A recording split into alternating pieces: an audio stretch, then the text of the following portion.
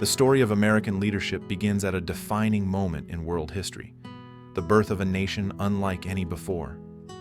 The United States of America was an experiment in democracy, emerging from a bloody war of independence against the mighty British Empire. But victory was only the beginning. A new challenge awaited: how to govern a country with no king, no ruling dynasty, and no clear precedent for leadership. At the heart of this monumental transition stood one man, George Washington, a war hero who had no desire for a throne, but was given the responsibility of leading the young republic. The decisions made during his presidency would shape the United States for centuries to come. Would the country survive its infancy? Would the office of the president become an institution of power or a servant of the people? The answers to these questions began in 1789, when George Washington took the oath of office and stepped into the unknown. George Washington never wanted to be president. He had already given much of his life to the service of his country, leading the Continental Army to victory against the British in the American Revolution. After the war, he retired to his plantation at Mount Vernon, hoping to live out his days in peace. But America was in crisis. The newly formed government under the Articles of Confederation was weak, unable to enforce laws, raise taxes, or maintain order. The country was teetering on the edge of collapse. The Constitutional Convention of 1787 drafted a new framework for government, creating the position of President of the United States, a title never before seen in history. The electors unanimously chose Washington for the role. Despite his reluctance, he accepted. On April 30th, 1789, George Washington took the first presidential oath on the balcony of Federal Hall in New York City, then the nation's capital. The United States had its first leader. Unlike kings or emperors, Washington had no guidebook on how to lead. He had to build the presidency from scratch. One of his first moves was creating the cabinet, a group of advisors that included key figures like Thomas Jefferson as Secretary of State, Alexander Hamilton as Secretary of the Treasury, Henry Knox as Secretary of War, Edmund Randolph as Attorney General. Washington also set the precedent that presidents should serve the people, not rule over them, refusing royal titles and insisting on being addressed simply as Mr. President. The new nation was drowning in war debt, unable to pay back loans from France, Spain, and the Netherlands. Enter Alexander Hamilton, Washington's Treasury Secretary, who proposed a bold plan: create a national bank to manage government finances, establish federal taxes, including a whiskey tax to raise revenue, consolidate state debts under the federal government. These proposals sparked fierce debate. Thomas Jefferson argued that a national bank gave too much power to the federal government. The young nation was already splitting into opposing political camps: Federalists, who supported a strong central government, and Democratic Republicans, who wanted more power for individual states. This division would define American politics for centuries. Hamilton's economic policies were not popular with everyone. Farmers in western Pennsylvania were outraged by the new whiskey tax, which they saw as unfairly targeting small producers. Protests soon escalated into violence, with angry mobs attacking tax collectors. This became known as the Whiskey Rebellion, the first major challenge to federal authority. Washington responded with decisive action. In 1794, he personally led 13,000 troops to Pennsylvania, an unprecedented display of federal power. The rebellion collapsed without a fight, proving that the new government would not tolerate lawlessness. While Washington was battling economic and domestic challenges, Europe was in chaos. The French Revolution had erupted in 1789, and soon France and Britain were at war. Many Americans wanted to help France, their Revolutionary War ally. But Washington knew the U.S. was too weak to be drawn into a European conflict. In 1793, he issued the Neutrality Proclamation, declaring that the U.S. would not take sides. This was a controversial decision. Jefferson supported France, while Hamilton favored Britain. But Washington's policy kept the young republic out of war, a strategy later echoed in the Monroe Doctrine and America's general stance of avoiding European entanglements. By 1796, Washington was ready to retire. He made one final contribution to American history, his farewell address. In it, he gave two major warnings. Beware of political parties, as they would divide the nation. avoid foreign entanglements, as America should not be dragged into European conflicts. His speech was prophetic. Political parties would soon lead to fierce rivalries, and despite his warning, the U.S. would become entangled in global affairs. Washington's decision not to seek a third term also established the tradition of a two-term presidency, which later became law with the 22nd Amendment in 1951. With Washington's departure, the country faced its first contested election in 1796. John Adams, Washington's vice president, narrowly defeated Thomas Jefferson, marking the first peaceful transition of power in American history. But Adams' presidency would not be easy. He faced foreign threats, domestic opposition, and one of the first great presidential scandals in U.S. history, the Alien and Sedition Acts. As the dawn of the 19th century approached, the United States was still a fragile experiment in self-governance. The departure of George Washington, the unifying figure of the American Revolution, marked a turning point. For the first time, the nation would experience a transfer of power. Would democracy prevail, or would the country descend into factionalism and chaos? The election of John Adams in 1796 tested these waters. His presidency was marked by internal divisions, foreign threats, domestic opposition, and a constitutional crisis that threatened the very foundation of the Republic.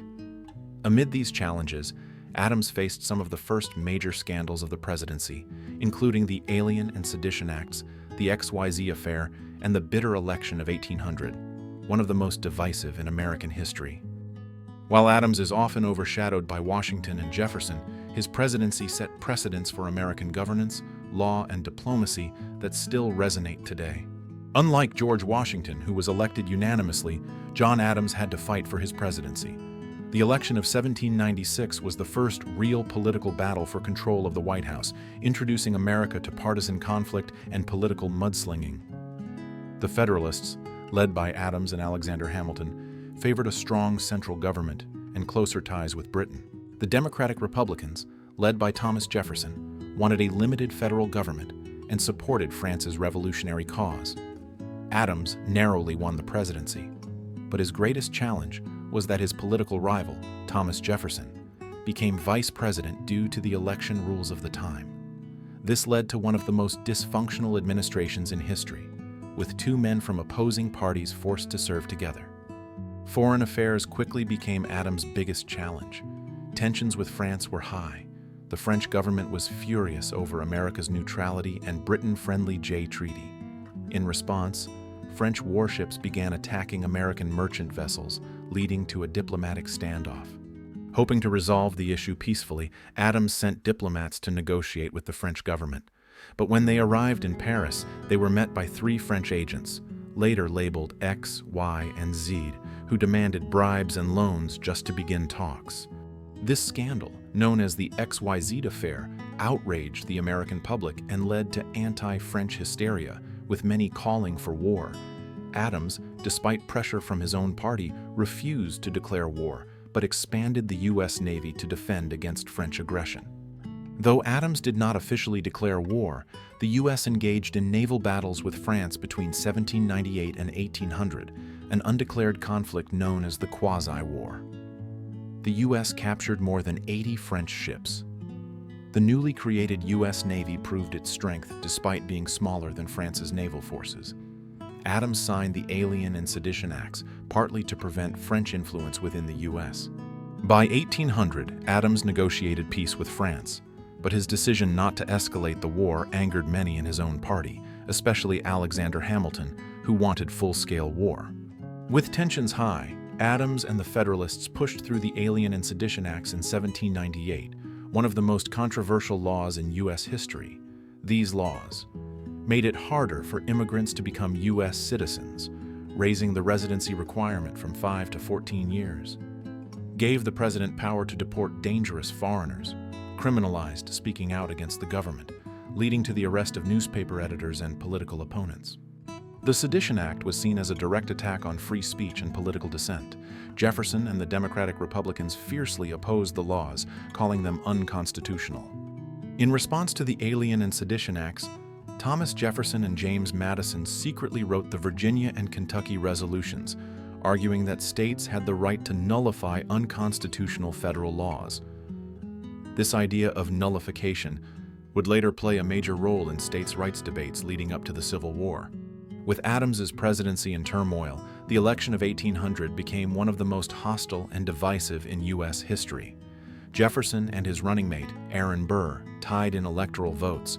The House of Representatives had to decide the winner. After 36 rounds of voting, Jefferson was declared president.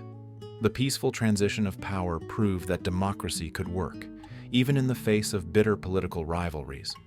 As John Adams left the presidency, Thomas Jefferson entered with bold plans to reshape the nation. His tenure would bring territorial expansion, battles over federal power, and one of the most controversial Supreme Court cases in U.S. history. How did Jefferson double the size of the country? How did he navigate conflict while keeping his anti-government ideology intact? Though often overlooked, John Adams's presidency set critical precedents. A peaceful transition of power despite bitter political rivalries. The limits of executive power in times of crisis. The first major clash over civil liberties versus national security. His presidency laid the foundation for debates on free speech, federal power, and party politics, issues that still shape America today. The year was 1801, and the newly elected Thomas Jefferson stepped into the White House as the third president of the United States. His vision for the country was radically different from that of his Federalist predecessors. While John Adams and Alexander Hamilton had sought a strong, centralized government and closer ties with Britain, Jefferson wanted a more agrarian society, where small farmers and landowners, not wealthy industrialists, held power. But America was still small, confined mostly to the land east of the Mississippi River. Jefferson believed that for democracy to thrive, the country needed more land, fertile, unclaimed land, that could fuel America's westward expansion and support generations of independent farmers. However, one thing stood in the way. France controlled the vast Louisiana territory. What happened next would go down as one of the boldest and most unexpected moves in U.S. history, the Louisiana Purchase, a deal that would double the size of the country overnight. But it wouldn't come without controversy, political battles, and a constitutional crisis that tested Jefferson's beliefs. Since the earliest days of the United States, westward expansion was a major goal. The Appalachian Mountains had long been seen as the western frontier, but the Mississippi River was the real key to controlling the future of American commerce. Any nation that controlled the Mississippi held the fate of American trade in its hands. Jefferson, a devoted believer in manifest destiny before it even had a name, understood that for America to become truly independent, it had to control its own trade routes. The port city of New Orleans was especially crucial as it served as the gateway to the Mississippi River and the Gulf of Mexico. However, the Louisiana Territory, spanning 828,000 square miles, was under French control, and its ruler, Napoleon Bonaparte, had big plans for North America. At the dawn of the 19th century, France was one of the most powerful nations in the world. Its leader, Napoleon Bonaparte, had conquered much of Europe and was now setting his sights on a North American empire. In 1800, Napoleon convinced Spain to secretly transfer the Louisiana Territory back to France through the Treaty of San Ildefonso. The move was alarming to Jefferson and American leaders. If France controlled Louisiana, it could block U.S. expansion westward, restrict trade, or even start a war with America. Even worse, Napoleon was also planning to strengthen French control over the Caribbean, particularly in Haiti, Saint-Domingue. His plan was simple: use Haiti's wealth to fund a French military presence in Louisiana and dominate the continent. Napoleon's dreams of a French-American empire were soon shattered by one of the most successful slave revolts in history, the Haitian Revolution. Led by Toussaint Louverture, enslaved people in Saint-Domingue, modern-day Haiti, rose up against French rule in the 1790s, defeating multiple French armies. By 1803, Napoleon's forces had been completely driven out of Haiti, destroying his plan for a Caribbean empire. Without Haiti's sugar wealth, Napoleon's dreams of a North American empire suddenly became too costly to maintain. With Haiti lost, Napoleon needed money, fast. In 1803, he made an unexpected offer to the U.S. For just $15 million, the United States could buy the entire Louisiana Territory. Jefferson, who had originally only wanted to purchase New Orleans, was stunned. Overnight, America had the chance to double its size at a price of just 4 cents per acre. But there was one major problem. The Constitution didn't say anything about buying land from foreign powers. Despite being thrilled by the deal, Jefferson faced a serious political crisis. He had always strictly interpreted the Constitution, meaning if the document didn't explicitly allow something, he believed the government shouldn't do it. But there was nothing in the Constitution about buying new land. Some argued that an amendment was needed before purchasing Louisiana, while others said that the president had the authority under his power to make treaties. Eventually, Jefferson bent his strict constitutional views and approved the purchase, knowing that such a massive expansion would secure America's future. In October 1803, the U.S. Senate ratified the Louisiana Purchase Treaty, and by December, the land was officially transferred to the U.S. The purchase doubled the size of the nation, adding land that would later become 15 U.S. states. Americans celebrated the acquisition, though some Federalists opposed it, arguing it would shift political power away from the Northeast and towards the South and West. With Louisiana now part of the U.S., the next great challenge lay ahead, exploring this vast, unknown land. Jefferson quickly authorized a bold scientific and military expedition led by Meriwether Lewis and William Clark. What lay beyond the Mississippi? Would they find rich farmland, gold, or even prehistoric animals? And what challenges would they face from Native American tribes along the way?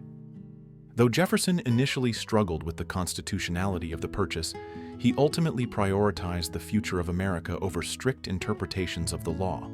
His decision ensured that the United States would become a continental power, setting the stage for the growth of the nation. In the early 1800s, the United States was young, uncertain, and full of ambition.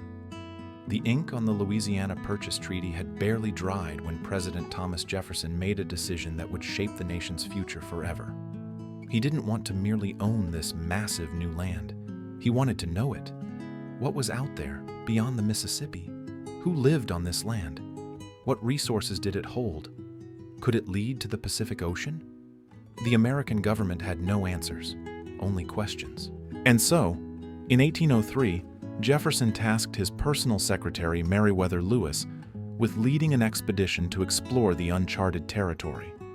Lewis, in turn, chose William Clark, a trusted military colleague, to co-lead what would become the most important journey of discovery in American history. The Lewis and Clark expedition, also called the Corps of Discovery, would last more than 2 years, cover over 8,000 miles, and traverse some of the most dangerous and unmapped terrain on Earth. It would test the limits of courage, diplomacy, endurance, and survival.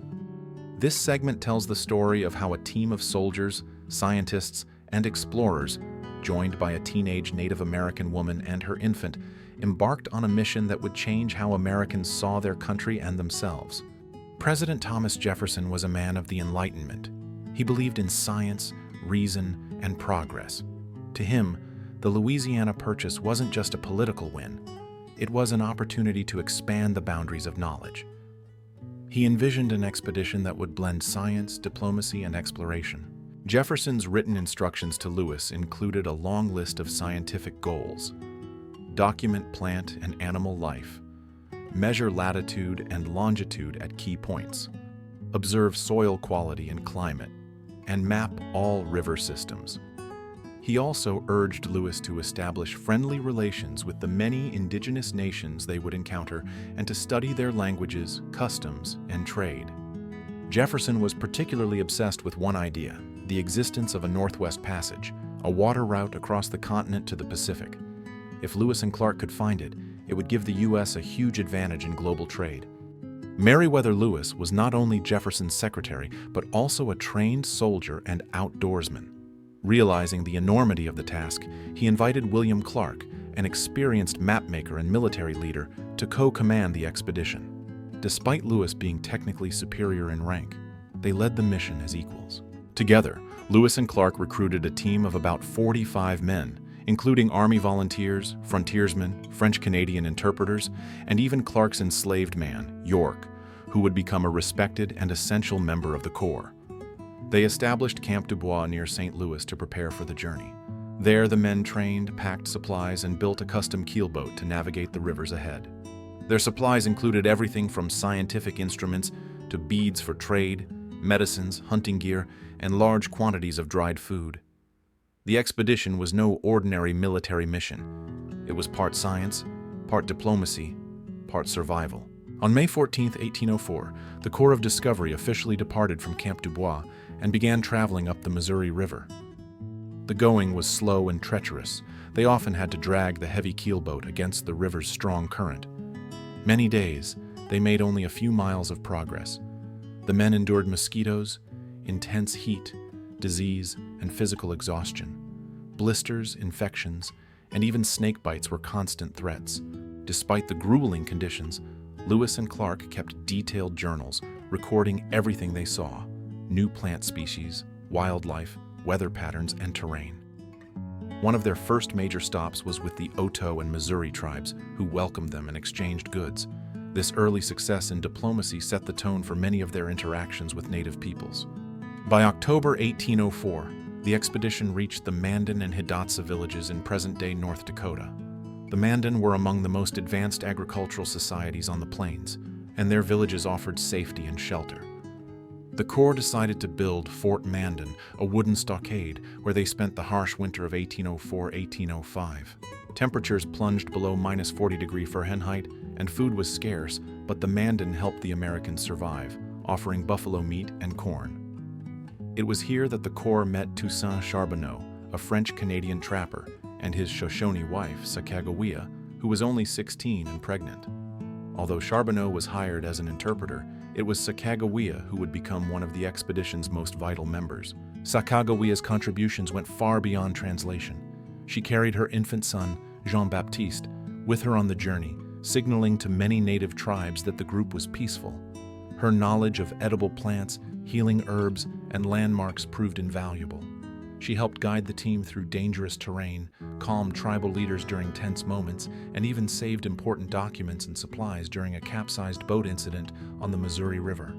When the Corps later encountered the Shoshone tribe, Sacagawea recognized the chief as her long-lost brother, a reunion that would lead to a crucial trade for horses that allowed the team to cross the Rocky Mountains. As the Corps moved westward in late summer 1805, they encountered their most daunting challenge yet: the Rocky Mountains. The mountain range was far steeper, colder, and longer than Jefferson or the explorers had expected. The journey became a brutal struggle for survival. The Corps crossed the Bitterroot Mountains, a treacherous portion of the Rockies in present-day Montana and Idaho.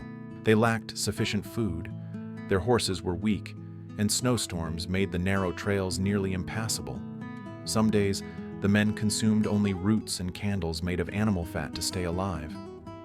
Thanks to Sacagawea's help in negotiating with the Shoshone and the generosity of the Nez Perce tribe, the expedition survived the passage. The Nez Perce not only fed the starving team, but also helped them construct dugout canoes to continue their journey downriver. After months of struggle, the Corps finally reached the Columbia River, which carried them toward the Pacific. By November 1805, they arrived at the mouth of the Columbia River and became some of the first Americans to lay eyes on the Pacific Ocean. It was a moment of immense pride and exhaustion. They had traveled over 4,000 miles from St. Louis. They celebrated their arrival, recorded the event in their journals, and voted democratically on where to build their winter fort, an important moment, as it included the votes of York, an enslaved man, and Sacagawea, a native woman. The Corps built Fort Clatsop near present-day Astoria, Oregon, and spent a miserable winter plagued by constant rain, hunger, and illness. Despite the conditions, they continued documenting the land, plants, animals, and people around them. In March 1806, the Corps began the long journey home. But instead of retracing their steps entirely, Lewis and Clark split the group into two teams to explore more territory. Lewis led one party through Montana, while Clark charted the Yellowstone River. The return journey was not without conflict. In a confrontation with the Blackfeet tribe, Lewis's group was forced to defend themselves, resulting in the only violent conflict with Native Americans during the entire expedition. 2 Blackfeet warriors were killed. Eventually, the teams reunited and returned to St. Louis in September 1806, more than 2 years after they had set out. They brought back maps, plant samples, detailed notes, and knowledge that would fuel American expansion for decades to come. Upon returning, the Corps of Discovery were hailed as national heroes. Lewis and Clark were each awarded 2,600 acres of land. Clark was appointed governor of Missouri Territory, while York requested his freedom, an act that began a complex chapter in his life. Tragically, Meriwether Lewis struggled with depression and alcoholism after the journey. While serving as governor of Louisiana Territory, he faced financial issues and political attacks. In 1809, just 3 years after returning, Lewis died from gunshot wounds, believed by most to be suicide, though some speculate foul play. Clark, in contrast, lived a longer life, continuing to work in Native relations and mapping the West until his death in 1838. The expedition had a massive and lasting impact. It established U.S. claims to the Pacific Northwest, mapped over 8,000 miles of terrain, discovered hundreds of plant and animal species, opened diplomatic ties with dozens of native tribes, inspired a generation of settlers and pioneers. But it also had consequences. As American settlers moved west, many of the tribes that welcomed Lewis and Clark would later be displaced, attacked, or subjected to U.S. policies of removal and assimilation. The legacy of the Corps of Discovery is therefore both one of scientific triumph and cultural reckoning. It symbolized America's belief in progress, but also foreshadowed the conflicts that expansion would bring. The Lewis and Clark expedition had achieved the unimaginable. It had shown that Americans could reach the Pacific, survive against nature, and build diplomatic relationships with native peoples. The U.S. now saw itself as a continental power. But even as the West opened, tensions in the East escalated. British ships continued to harass American trade, and the fragile young country found itself on the verge of another war, this time with the same empire it had fought for independence from. In the next chapter of our story, we explore James Madison, the father of the Constitution, and how his presidency led to one of America's most misunderstood conflicts, the War of 1812. By the time James Madison assumed the presidency in 1809, the United States was barely 3 decades old and already struggling to define itself on the world stage. A shy but brilliant thinker, Madison was the principal author of the U.S. Constitution and one of Jefferson's most trusted allies. Yet despite his genius in political theory, Madison's presidency would be engulfed by war, disunity, and a crisis of national identity. The War of 1812, often called America's Second War of Independence, would test whether the Republic could stand against renewed aggression from Great Britain, the world's greatest military power. But this war wasn't simply about patriotism. It was driven by a complex web of trade restrictions, impressment of sailors, native resistance in the West, and rising political pressure from a group of young congressmen known as the War Hawks. This segment explores how Madison, a quiet intellectual, was pulled into a loud and chaotic conflict, and how the war that many believed should never have happened ended up defining the future of the United States. James Madison came to power in 1809, following 2 terms of his friend and mentor, Thomas Jefferson. As Jefferson's Secretary of State, Madison had helped orchestrate the Louisiana Purchase and navigate foreign diplomacy during the Napoleonic Wars. However, Jefferson's second term had ended on a sour note. His Embargo Act of 1807, which attempted to punish Britain and France for attacking American ships by banning all U.S. exports, had devastated the American economy, especially in shipping states like Massachusetts. Madison inherited a deeply divided country. The Democratic-Republican Party still held power, but Federalist opposition was growing louder, particularly in New England, where commerce had suffered immensely from Jefferson's foreign policy experiments. One of the most persistent problems Madison faced was British impressment.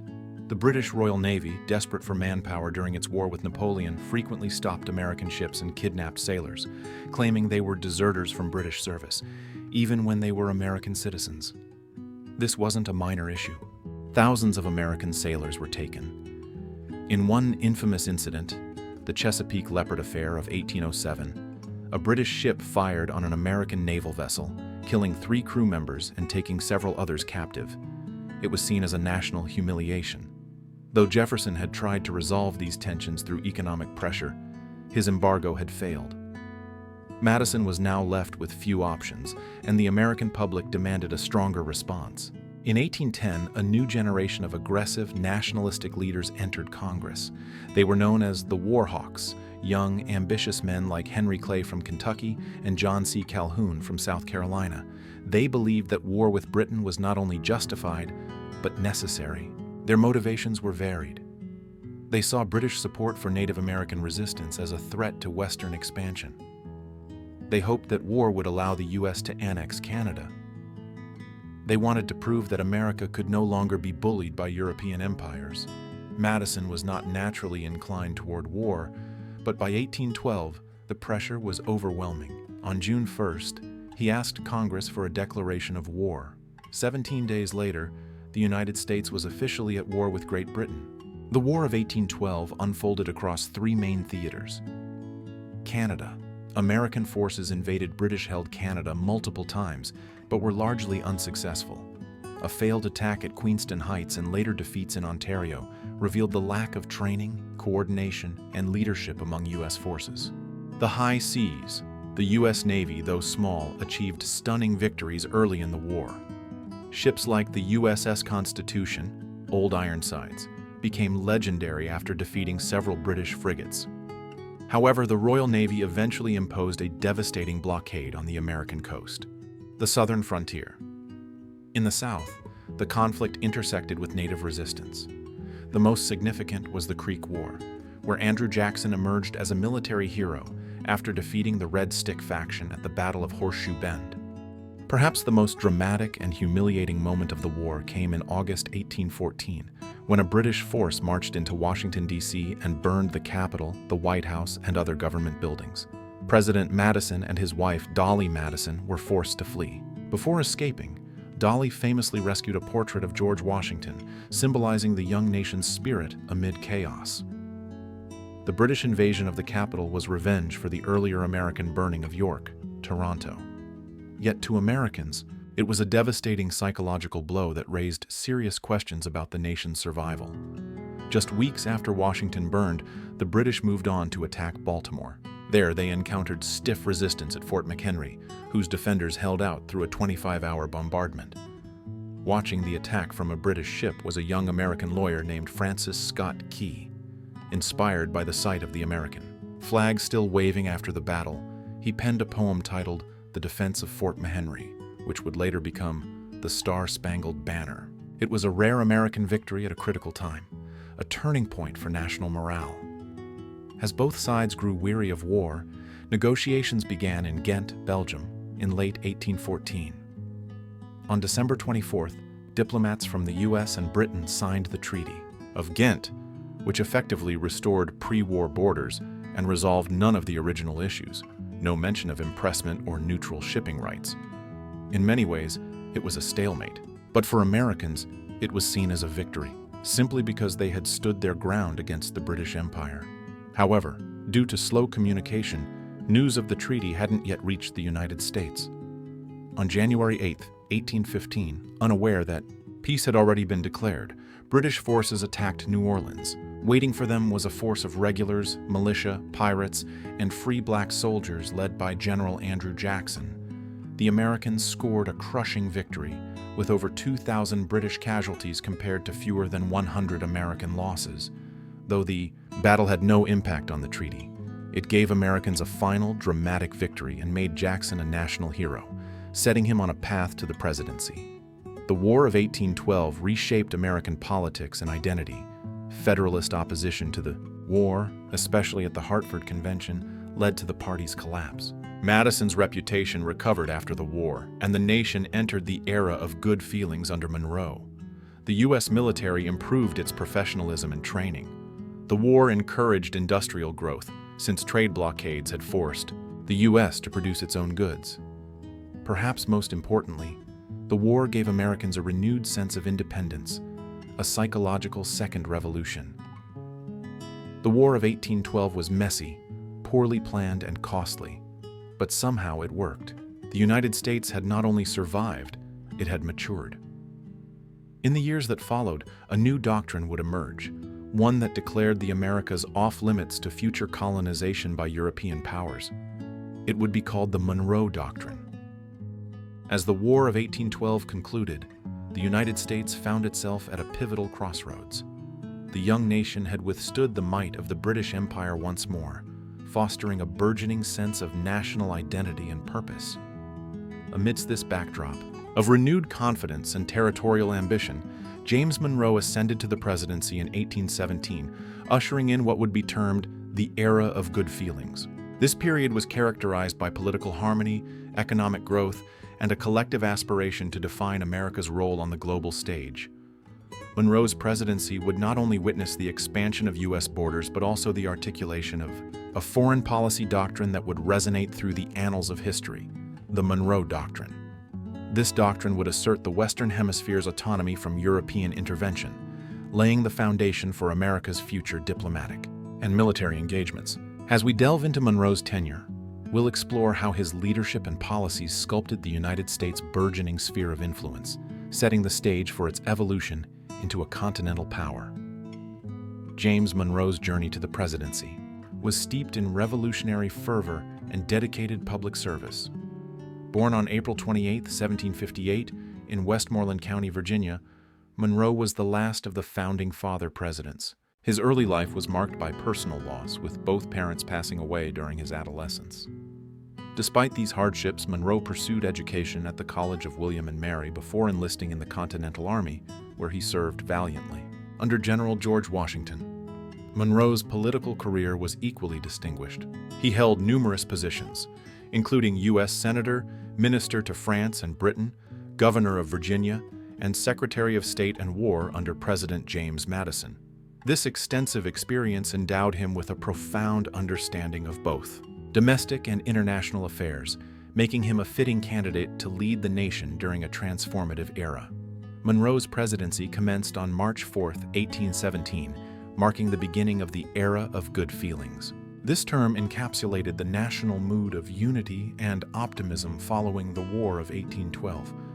The Federalist Party had diminished in influence, leaving the Democratic-Republican Party as the dominant political force. Monroe sought to capitalize on this unity by embarking on national tours to foster a sense of cohesion and to directly engage with citizens across the states. During these tours, Monroe was warmly received, symbolizing the nation's desire for harmony and progress.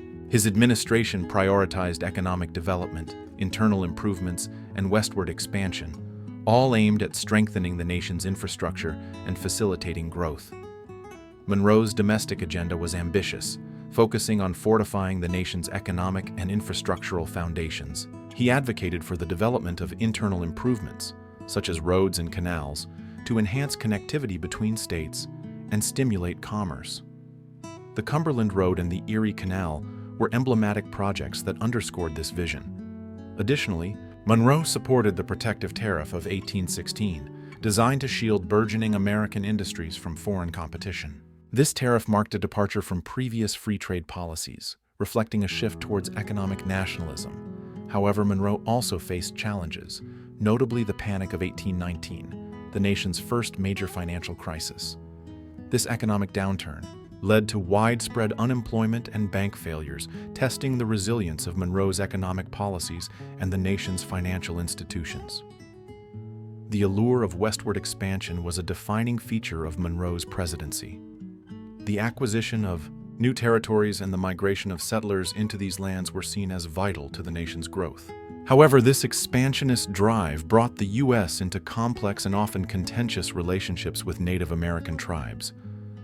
Monroe's administration grappled with the challenge of integrating these territories while addressing the rights and sovereignty of indigenous peoples. Policies were enacted that aimed to relocate Native American tribes west of the Mississippi River, a precursor to the more extensive removal policies that would follow in subsequent administrations. The issue of slavery's expansion into new territories reached a boiling point during Monroe's tenure, culminating in the Missouri Compromise of 1820.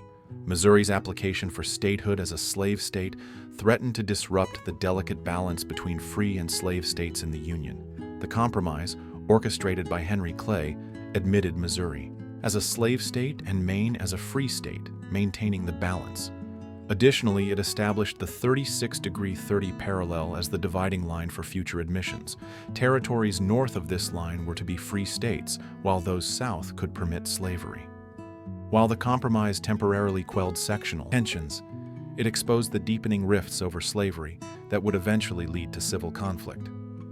Monroe and Adams closely monitored the geopolitical landscape of post-Napoleonic Europe. With Spain's colonies in Latin America revolting and monarchies in Europe forming the Holy Alliance, Russia, Austria, Prussia, fears grew that these powers might attempt to restore Spain's dominance or expand their influence in the Western Hemisphere. Meanwhile, Great Britain, though a traditional rival of the U.S., shared an interest in keeping European rivals out of Latin America, particularly for trade reasons. Britain proposed a joint declaration with the U.S. to warn off other European powers. Monroe, however, advised by Adams, rejected the offer, believing the U.S. must stand independently. This pivotal moment would give birth to one of the most important pillars of U.S. foreign policy, the Monroe Doctrine. On December 2, 1823, President Monroe delivered his annual message to Congress. Tucked within it was a bold declaration that would become the Monroe Doctrine, a foundation of American foreign policy for over a century.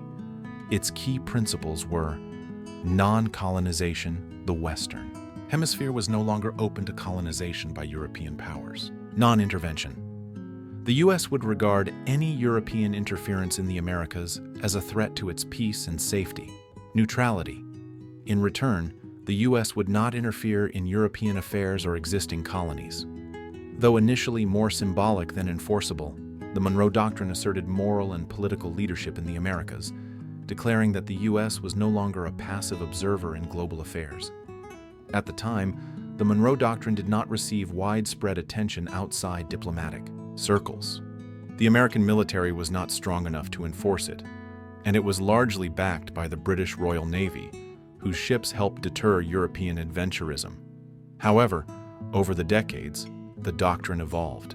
By the late 19th century, it was invoked to justify U.S. intervention in Latin America, and under presidents like Theodore Roosevelt, it gained teeth through corollaries asserting American dominance in the region. In the long term, the Monroe Doctrine served as justification for American influence, intervention, and at times imperialism in the Western Hemisphere, from the Spanish-American War to Cold War-era proxy conflicts. Monroe's presidency coincided with the growth of American nationalism. With fewer external threats and rising economic prosperity, Americans began to see themselves as part of a united, independent, and exceptional nation. Art, literature, and education reflected this shift. American authors and historians began shaping a uniquely American narrative. Architecture drew from classical Republican ideals. The construction of monuments and symbols of liberty became national projects. The Monroe Doctrine, as part of this trend, was not just a policy. It was a declaration of ideological independence. It told the world that the U.S. was no longer a fragile experiment. It was a power with its own sphere, values, and mission. James Monroe left office in 1825 after serving 2 full terms. His presidency marked the last era of unity before the eruption of partisan divisions, particularly over slavery and regional power. He returned to Virginia, facing financial difficulties despite a lifetime of public service. Monroe died on July 4, 1831, remarkably the 3rd president to pass away on Independence Day, after Jefferson and Adams in 1826. Though often overshadowed by his predecessors, Monroe's legacy remains profound. He presided over a time of relative peace and prosperity, managed territorial expansion, soothed sectional divides temporarily, and authored a doctrine that would echo for centuries. His image would eventually appear on coins, postage stamps, and even military vessels, marking him as a quiet but central figure in the rise of the United States as a global power. As Monroe's presidency ended, a new chapter began, one marked by increasing political complexity. His successor would be John Quincy Adams, the son of a former president and one of the most intellectually brilliant leaders in American history. But Adams' presidency would not be marked by harmony. It would be defined by controversy, bitter rivalries, and the rise of Jacksonian populism. In 1825, John Quincy Adams entered the White House under a cloud of controversy. He was a man of extraordinary intellect and diplomatic achievement, fluent in multiple languages, a lifelong public servant, and the son of the second U.S. President, John Adams.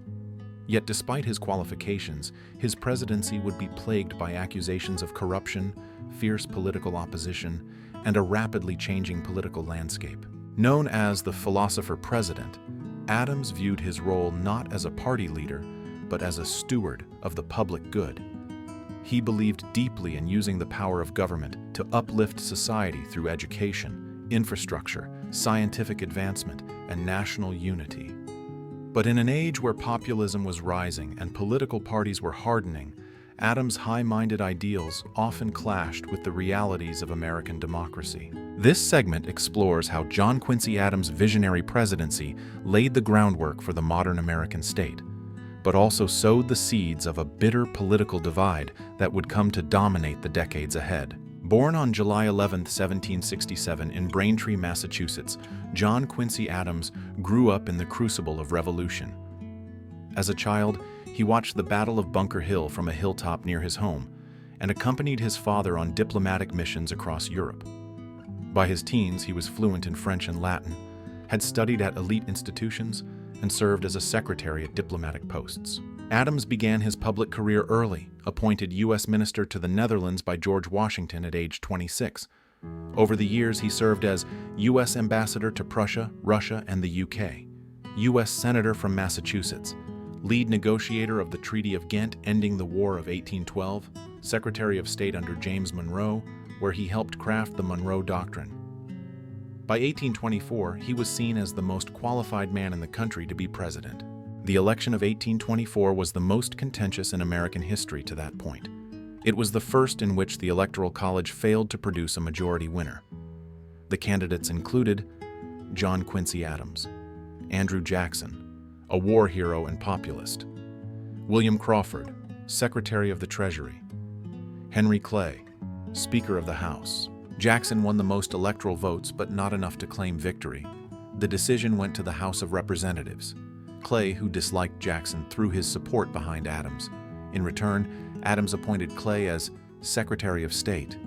Jackson's supporters screamed, "Corrupt bargain," a charge that would haunt Adams for the rest of his presidency and fuel Jackson's next campaign. Adams came into office with ambitious plans. He wanted to transform the United States into a nation of learning, innovation, and infrastructure. His proposals included a national university, federal support for scientific research, a network of roads and canals to unify the country, investment in the arts, libraries, and observatories. Adams believed the federal government had a duty to invest in the people and prepare the country for greatness. But in a deeply divided Congress, many saw these ideas as elitist and unconstitutional, especially Southern leaders who feared increased federal power. Though elected as a Democratic Republican, Adams refused to play party politics. He did not replace political opponents with loyalists. He didn't court party bosses. He governed from principle, not popularity. But this made him a political orphan. The Democratic-Republican Party was splintering, and Adams found himself opposed by both old Federalists and the new populist Democrats under Andrew Jackson. His reluctance to campaign, combined with the backlash from 1824, left him isolated. Even his proposals, like the Erie Canal and early national highways, were blocked or undermined by Congress, especially by Southern and frontier lawmakers. While his domestic agenda floundered, Adams excelled in foreign policy, continuing his legacy from Monroe's cabinet. He pursued peaceful trade relations with Latin America, further strengthening of the Monroe Doctrine, boundary negotiations with Britain and Spain, protection of American maritime rights, emphasis on non-interventionism and national sovereignty.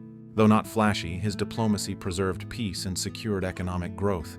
He also refused to go to war with nations like Mexico or Britain over border disputes, believing war was wasteful and avoidable.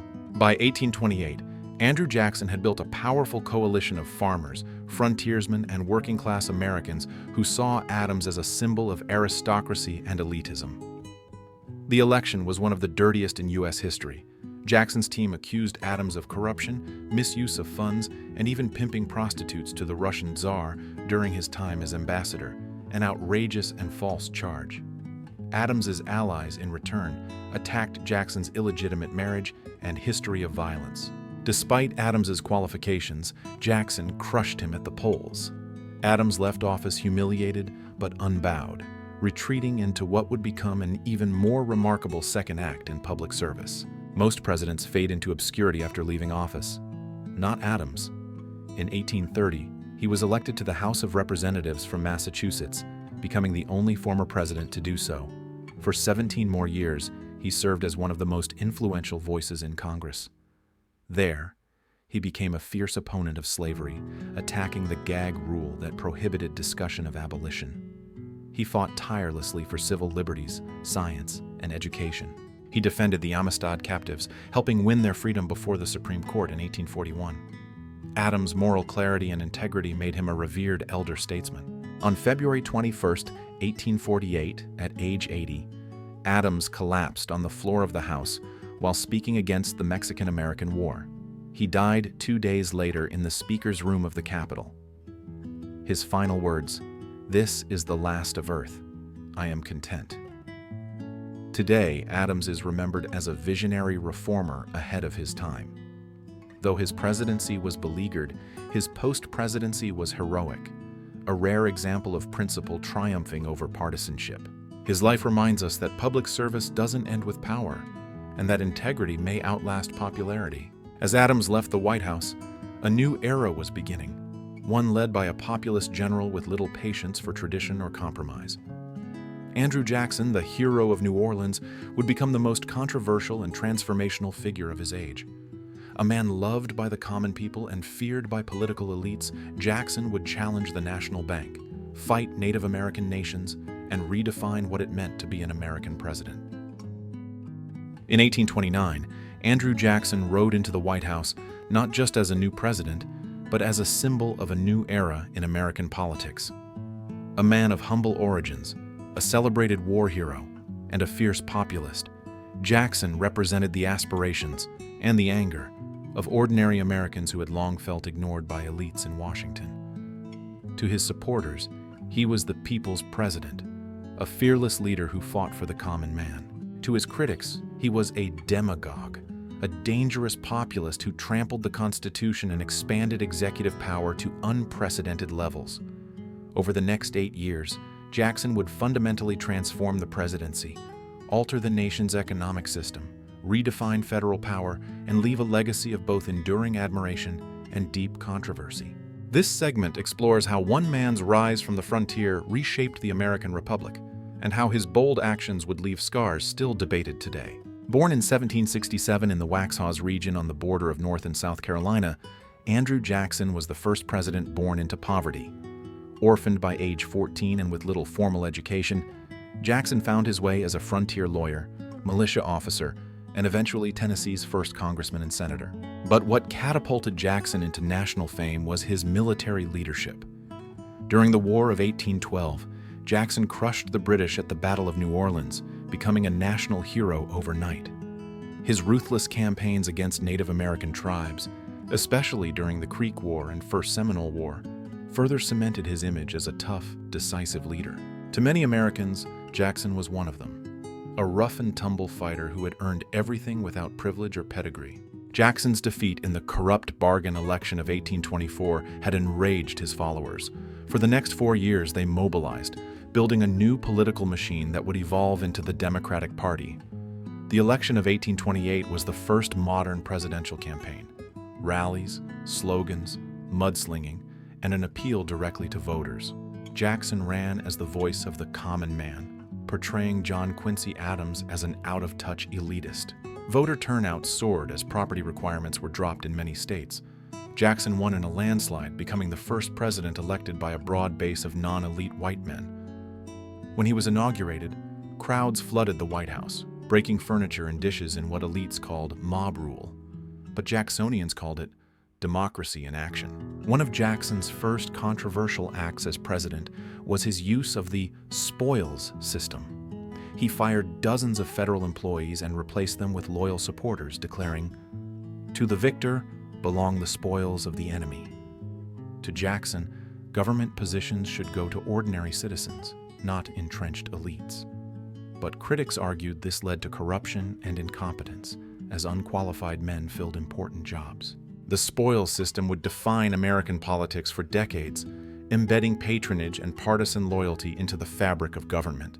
Jackson's most dramatic showdown came with the Second Bank of the United States, a powerful institution that regulated credit and currency. Jackson believed the bank was a tool of the rich and politically connected, unaccountable to the people. When Congress moved to renew the bank's charter in 1832, Jackson vetoed it, calling it a monopoly and dangerous to liberty. He then ordered federal funds withdrawn and placed in state-run pet banks. This sparked a massive financial crisis, led to the collapse of credit markets, and caused an economic panic. But for Jackson, it was a moral victory. He had taken down what he saw as a corrupt symbol of inequality. In 1832, South Carolina declared that it could nullify federal tariffs it deemed unconstitutional. The state threatened to secede from the Union if federal agents tried to collect duties. This posed a direct challenge to federal authority. Jackson, despite being a states' rights advocate, responded forcefully. He sent warships to South Carolina and passed the Force Bill, authorizing military action. Eventually, a compromise tariff by Henry Clay ended the standoff. But the episode showed that Jackson would defend the Union at all costs, even against Southern rebels. Perhaps the most painful legacy of Jackson's presidency was the Indian Removal Act of 1830, which authorized the relocation of Native American tribes from their ancestral lands in the Southeast to lands west of the Mississippi. Jackson argued that removal would protect Native cultures and open land for settlers. But in reality, it led to the forced displacement of tens of thousands, most infamously, the Trail of Tears, where over 4,000 Cherokee died during the journey. Despite a Supreme Court ruling in Worcester v. Georgia siding with the Cherokee, Jackson allegedly responded, "John Marshall has made his decision. Now let him enforce it." The Indian Removal Act remains one of the most controversial policies in American history, a stark reminder of how populism and injustice can walk hand in hand. Jackson's bold style and use of executive power alarmed his opponents. They began calling him King Andrew the Fir, accusing him of acting like a monarch. In response, a coalition of national Republicans, disaffected Democrats, and former Federalists formed a new political party, the Whigs. They championed congressional supremacy, economic modernization, and infrastructure development. The birth of the Whig Party signaled the start of a new two-party system, with bitter political battles that would dominate the next 20 years. When Jackson left office in 1837, he was still incredibly popular. He had paid off the national debt, defended the Union, expanded voting rights for white men, and reshaped the presidency into a powerful force. Yet his legacy is deeply polarizing. His actions empowered the presidency but weakened checks and balances, expanded democracy but only for white men, fought elitism but enforced racial injustice, protected the Union but crushed native sovereignty. He left behind a stronger federal executive and a more divided nation. As Jackson departed, his close ally Martin Van Buren took the reins. But the economy soon collapsed in the Panic of 1837, and the limitations of Jacksonian policies became clear.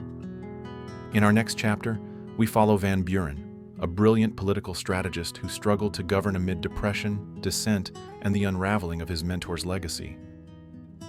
When Martin Van Buren became the 8th President of the United States in 1837, he had every reason to expect success. He was the architect behind Andrew Jackson's political machine, a master of party organization, and the trusted little magician who helped unite disparate factions under the banner of Jacksonian democracy. But Van Buren would quickly learn that inheriting Jackson's coalition didn't mean inheriting his popularity or his fortune. Just weeks into his presidency, the American economy collapsed, ushering in a severe financial depression known as the Panic of 1837. The timing couldn't have been worse.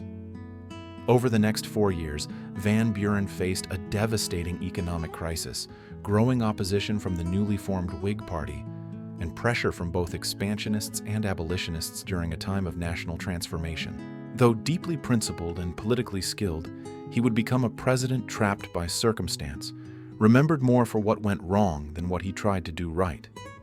In this segment, we explore how Van Buren's presidency became a case study in the dangers of political inheritance and the enduring tension between principle and popularity. Martin Van Buren was born in Kinderhook, New York in 1782, the first U.S. president born after the country's independence. Of Dutch descent, he grew up speaking Dutch as his first language and came from a modest working-class family, a rarity among early American presidents. Trained as a lawyer, Van Buren entered New York politics in his 20s and quickly rose through the ranks. He became known as the mastermind behind the Albany Regency, a tightly run political organization that emphasized party loyalty, discipline, and voter outreach. He believed strongly in political parties, not as corrupt cliques, but as vehicles for democracy.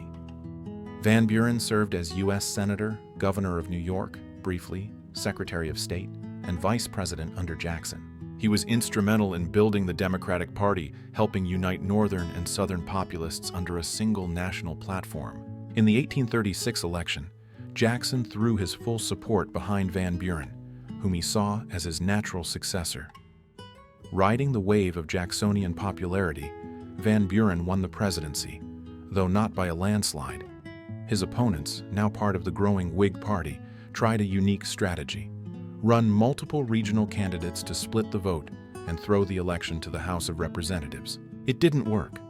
Van Buren captured 170 electoral votes, defeating all Whig challengers. He became the first president born a U.S. citizen, symbolizing a generational shift from the Revolutionary era to a new phase of American governance. But trouble was brewing. The economy, heavily reliant on speculative land sales and volatile banking practices, was about to unravel. Just 3 months into Van Buren's presidency, the Panic of 1837 struck with full force, triggered by Jackson's specie circular, requiring land payments in gold-silver, collapse of pet banks that held federal funds, over-speculation in land and commodities, a downturn in British credit and trade. The result was catastrophic. Banks failed, businesses collapsed, and unemployment soared. Breadlines formed in cities. Real estate values plummeted. State governments ran out of money. Farmers lost their land. Van Buren, committed to laissez-faire economics, refused to have the federal government bail out banks or intervene directly. Instead, he proposed creating an independent treasury to separate federal funds from risky private banks. Though fiscally sound in theory, the plan did little to ease immediate suffering, and Van Buren's popularity nosedived. Van Buren found that governing as Jackson's successor was much harder than campaigning as his ally. Though he shared many of Jackson's beliefs, states' rights, limited government, suspicion of banks, he lacked Jackson's charisma and popular touch. He also inherited all of Jackson's enemies. The Whig Party, now unified under leaders like Henry Clay and Daniel Webster, attacked Van Buren at every turn. They blamed him for the economic crisis, ridiculed his elegant appearance, nicknaming him Martin Van Ruin, and mocked his perceived aloofness. At a time when the public wanted bold solutions, Van Buren offered fiscal discipline and caution, sound policy perhaps, but politically damaging. Van Buren's presidency was also marked by growing sectional tensions over slavery. Abolitionist petitions flooded Congress, while Southern leaders demanded a gag rule to suppress debate. Van Buren, a New Yorker, tried to maintain neutrality, opposing both abolitionist agitation and Southern extremism. Meanwhile, the Republic of Texas, a newly independent nation carved out of Mexican territory, wanted to join the Union. But annexing Texas would likely spark war with Mexico and upset the delicate North-South balance. Van Buren refused to support annexation, fearing it would divide the country and destabilize the Union. Though the move may have been wise, it alienated Southern Democrats, setting the stage for future party splits. On the international front, Van Buren faced a tense standoff with Britain during the Caroline Affair. In 1837, Canadian rebels fighting British rule used an American ship, the Caroline, for supplies. British forces crossed into U.S. territory, seized the ship, and set it ablaze, killing an American in the process. Outrage erupted in the press, and calls for war with Britain intensified.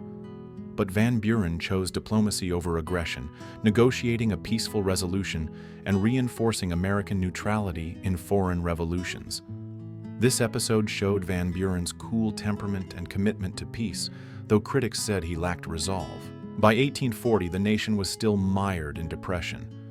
Van Buren's cautious, principled policies had not alleviated suffering, and his opponents were ready to strike. The Whigs nominated William Henry Harrison, a military hero from the War of 1812, and launched the first truly modern, mass-marketed campaign. Using slogans like Tippecanoe and Tyler Too, they portrayed Harrison as a rugged frontiersman, though he was born into wealth, and mocked Van Buren as an out-of-touch aristocrat. The election was a media spectacle: parades, posters, log cabins, hard cider, and the public ate it up. Van Buren was crushed, winning only 7 of 26 states. Though defeated, Van Buren remained politically active. In 1844, he sought the Democratic nomination again, but lost to James K. Polk, partly because of his opposition to Texas annexation. In 1848, he ran as the candidate for the Free Soil Party, opposing the expansion of slavery into new territories. Though he won no states, his campaign split the Democratic vote and helped elect Whig Zachary Taylor. Van Buren retired to Lindenwold, his New York estate, where he continued to write and reflect on the fracturing political system he had once helped unify.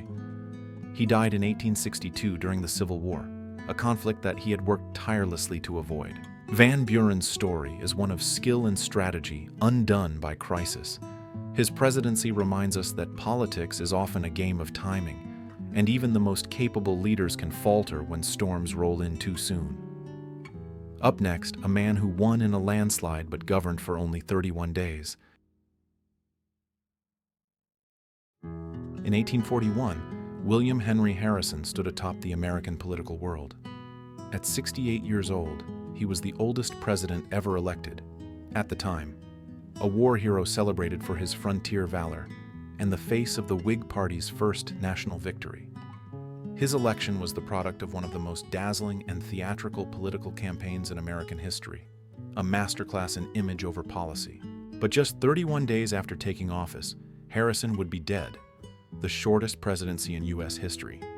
His sudden illness and death would launch a constitutional crisis, shatter Whig hopes, and raise questions about presidential succession that wouldn't be resolved for another century. This segment explores the life, campaign, and abrupt death of William Henry Harrison, a man remembered less for what he did in office and more for how he got there, and how quickly he left. Born in 1773, William Henry Harrison was part of American aristocracy. His father, Benjamin Harrison V, was a signer of the Declaration of Independence and a Virginia governor. Though born into privilege, Harrison carved a name for himself on the western frontier. He joined the army and quickly rose through the ranks, becoming governor of the Indiana Territory. He negotiated over a dozen treaties with native tribes, acquiring millions of acres of land for American settlers, though many of these treaties were highly contested and later condemned. Harrison became famous for his 1811 victory over Shawnee leader Tecumseh at the Battle of Tippecanoe, earning him the nickname Old Tippecanoe. During the War of 1812, he further cemented his fame with a decisive win at the Battle of the Thames. After his military triumphs, Harrison entered politics, serving as U.S. Representative from Ohio, Senator, Minister to Columbia. While never the most eloquent speaker or deep thinker, Harrison was admired for his character, simplicity, and military credentials. He was a safe, respectable figure, and increasingly, a political symbol. As the Whig Party looked for someone to unify their fractured coalition, a northern base of merchants and a southern base of planters, Harrison seemed like the perfect face, famous, respected, and non-threatening. The election of 1840 was a turning point in American political history. For the first time, a campaign became a media spectacle. The Whigs painted Harrison as a log cabin-living, hard cider-drinking everyman, despite his aristocratic background. Meanwhile, they portrayed Van Buren as a silk-wearing elitist who ate with golden spoons. The election of 1840 was a turning point in American political history. For the first time, a campaign became a media spectacle. The Whigs painted Harrison as a log cabin-living, hard cider-drinking everyman, despite his aristocratic background. Meanwhile, they portrayed Van Buren as a silk-wearing elitist who ate with golden spoons. On March 4, 1841, Harrison gave the longest inaugural address in American history, 8,145 words, delivered without a coat or hat in the middle of cold, wet weather. He wanted to prove his vigor and toughness, dismissing concerns about his age. He spoke for nearly 2 hours, outlining a surprisingly detailed and Whig-defying vision of limited government. A month later, he would be dead. Many blamed his exposure that day for the pneumonia that killed him. While modern medicine suggests the illness may have stemmed from Washington's contaminated drinking water, the myth of the speech causing his death endures. Harrison's brief time in office was marked by confusion and factionalism. Whig leaders like Henry Clay expected Harrison to act as a figurehead while they ran the agenda. But Harrison pushed back, asserting his independence and refusing to be a puppet. He called for a special session of Congress to address the economic crisis and resisted Clay's attempts to dominate cabinet discussions. However, before any major decisions could be enacted, Harrison fell ill. On March 26th, he developed symptoms of a cold. Within days, it progressed to what doctors called bilious pleurisy. Treatments at the time included bloodletting, opium, and leeches, none of which worked. Harrison died on April 4, 1841, exactly 1 month after taking office. At the time of Harrison's death, the Constitution was unclear on what should happen. Article 2 only said that the powers and duties of the presidency would devolve on the vice president, but not whether he became president or just acted temporarily. John Tyler, Harrison's VP, boldly declared that he was now President of the United States, not just acting as one. His decision stunned Washington, but it set the precedent for all future successions. Though many in Congress referred to him as His Excellency, Tyler's move became the model for handling presidential deaths, eventually codified in the 25th Amendment over a century later. Despite his record-short term, Harrison's presidency had an outsized impact. It transformed political campaigning into an emotional, visual, and national spectacle. It prompted a constitutional rethink about succession. It marked the rise of the Whigs to national power, though briefly. It showed the vulnerability of older presidents, foreshadowing future debates about age and fitness. Harrison himself became a tragic historical footnote, remembered more for how he died than how he lived. But his campaign tactics would shape U.S. politics forever. After Harrison's sudden death, John Tyler assumed the presidency, but his presidency would be anything but smooth. He would be kicked out of his own party, veto his allies' legislation, and face attempts at impeachment. Yet he would also set major legal precedents and take the first steps toward annexing Texas, all while battling a country that never really wanted him as president.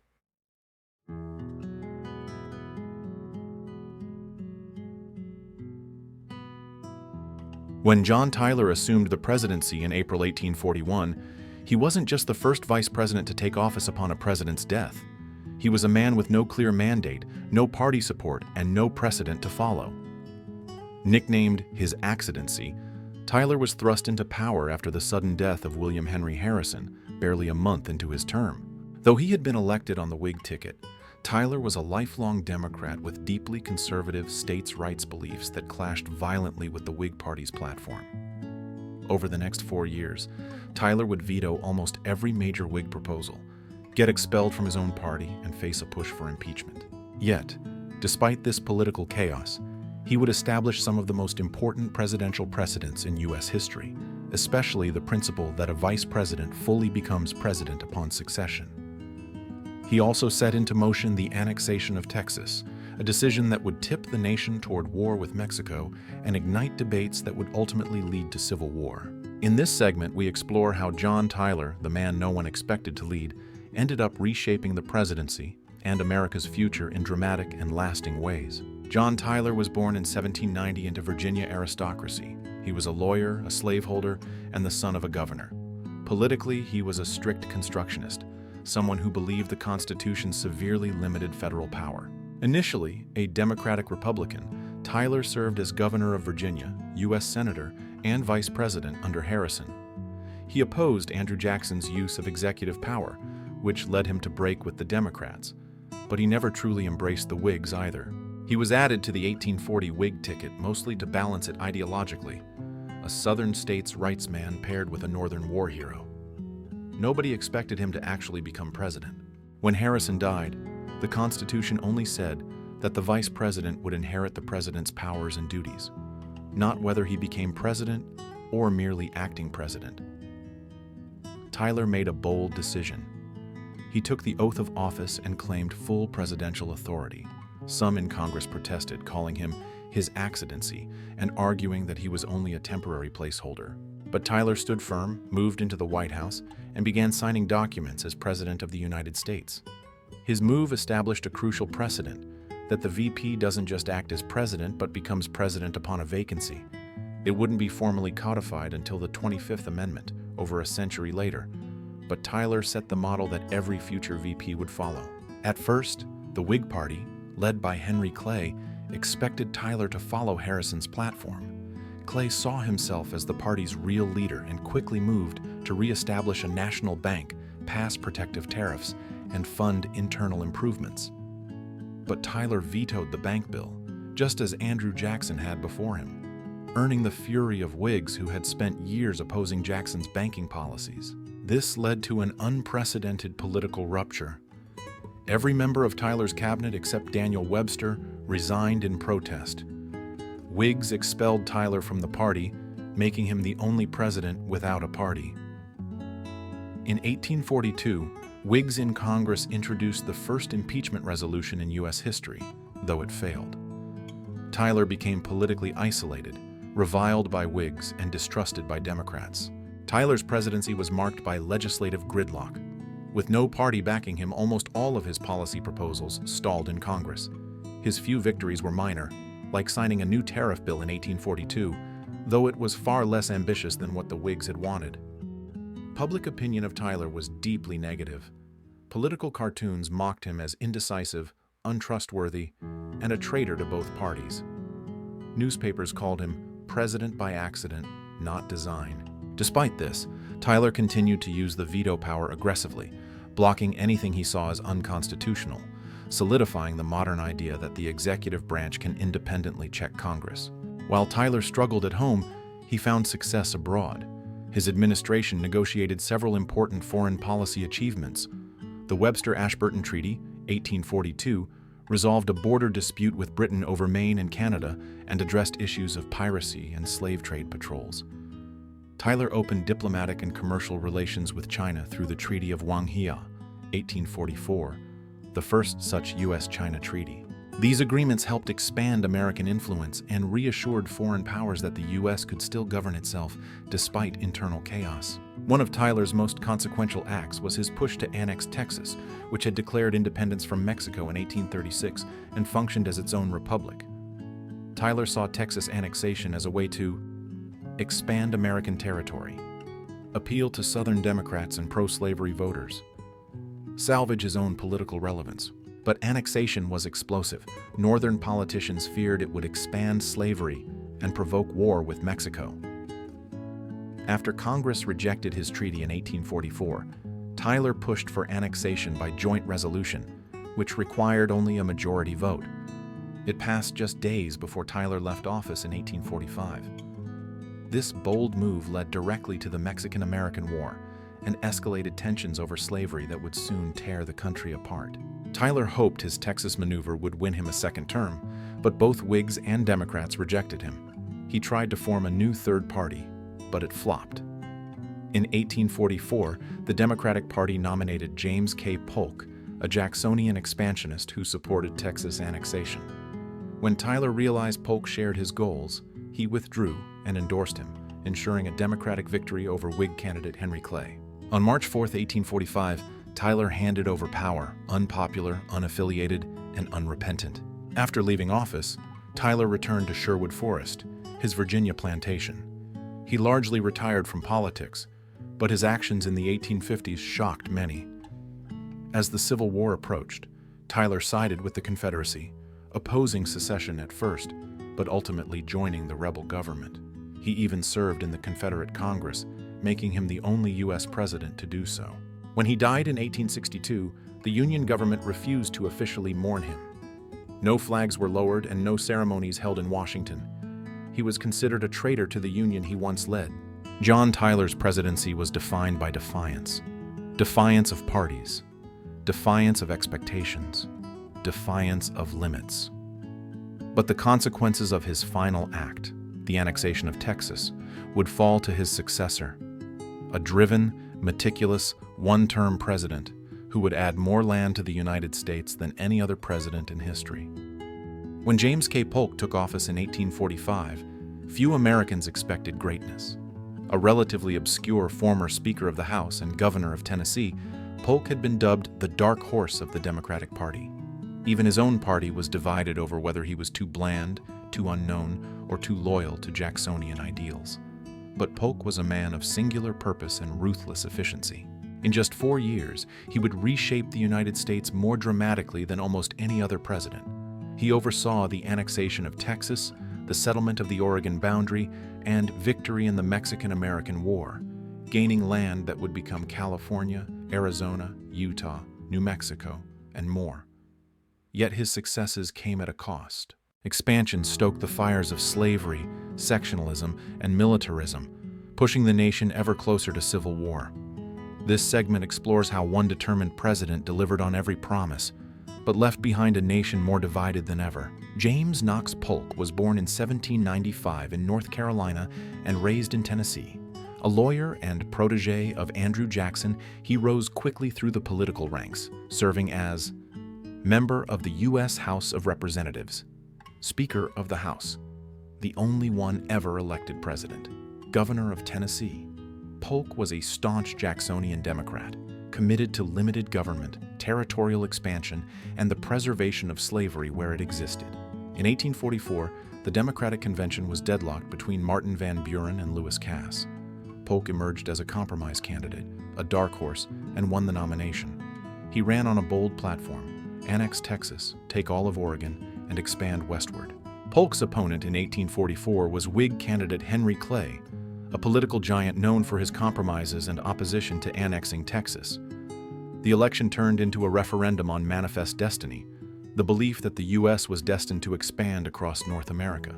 Polk ran on the slogan, 5440 or fight, referencing the northern boundary of Oregon Territory, then jointly occupied with Britain. Polk narrowly won the presidency, capturing the South and West with promises of expansion, while anti-slavery votes split in the North due to the presence of Liberty Party candidate James G. Birney.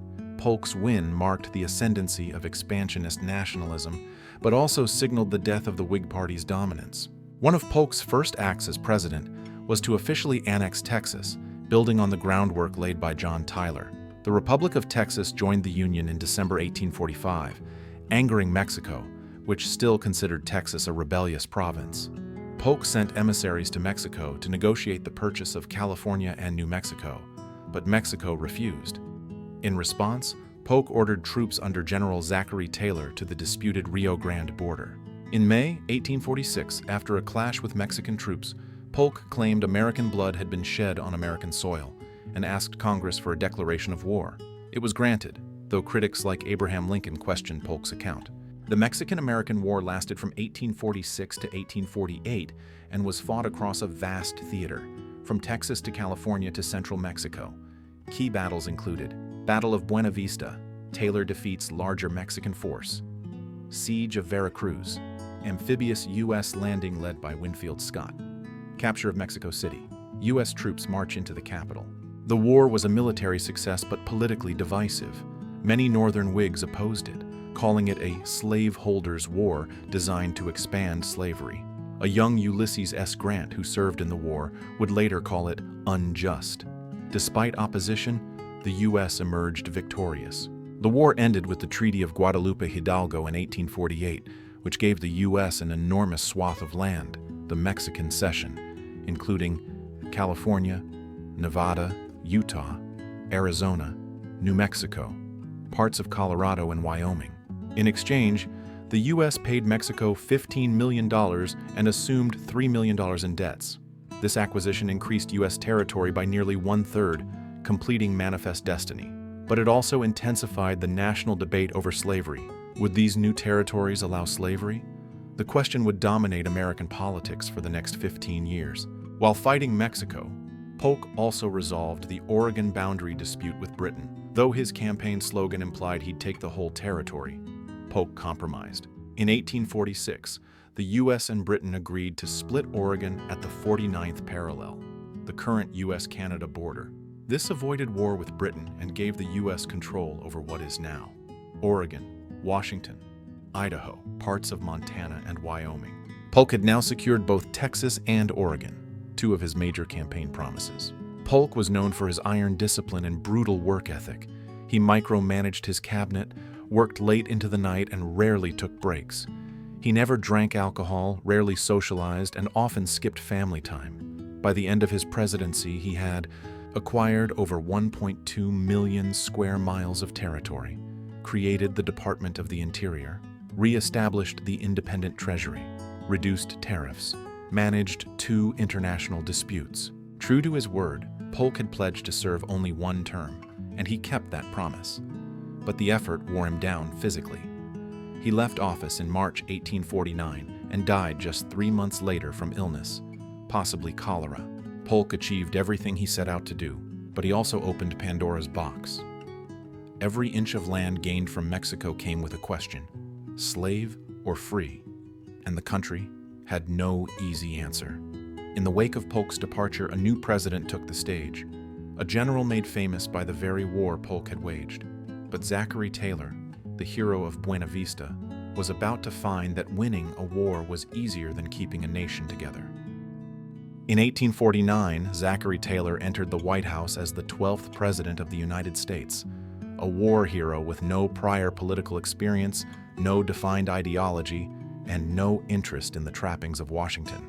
He was elected not for what he promised to do, but for who he was, the victorious general of the Mexican-American War, known as Old Rough and Ready.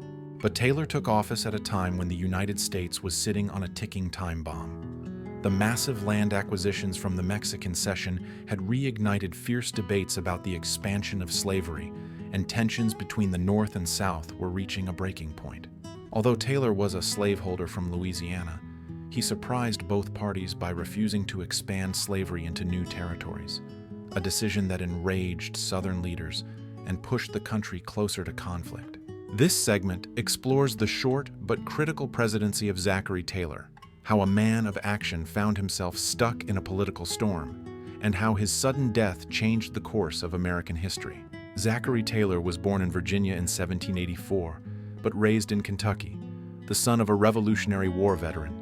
He grew up on the frontier, surrounded by violence and instability. Though poorly educated, Taylor joined the U.S. Army at age 23 and spent 40 years in uniform, rising to the rank of Major General.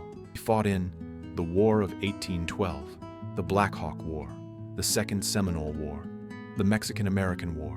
Taylor earned national fame during the Mexican War, especially for his victory at the Battle of Buena Vista, where his smaller force defeated a much larger Mexican army under Santa Anna. Known for his plain clothes, gruff demeanor, and love of field command, Taylor became a symbol of rugged American virtue.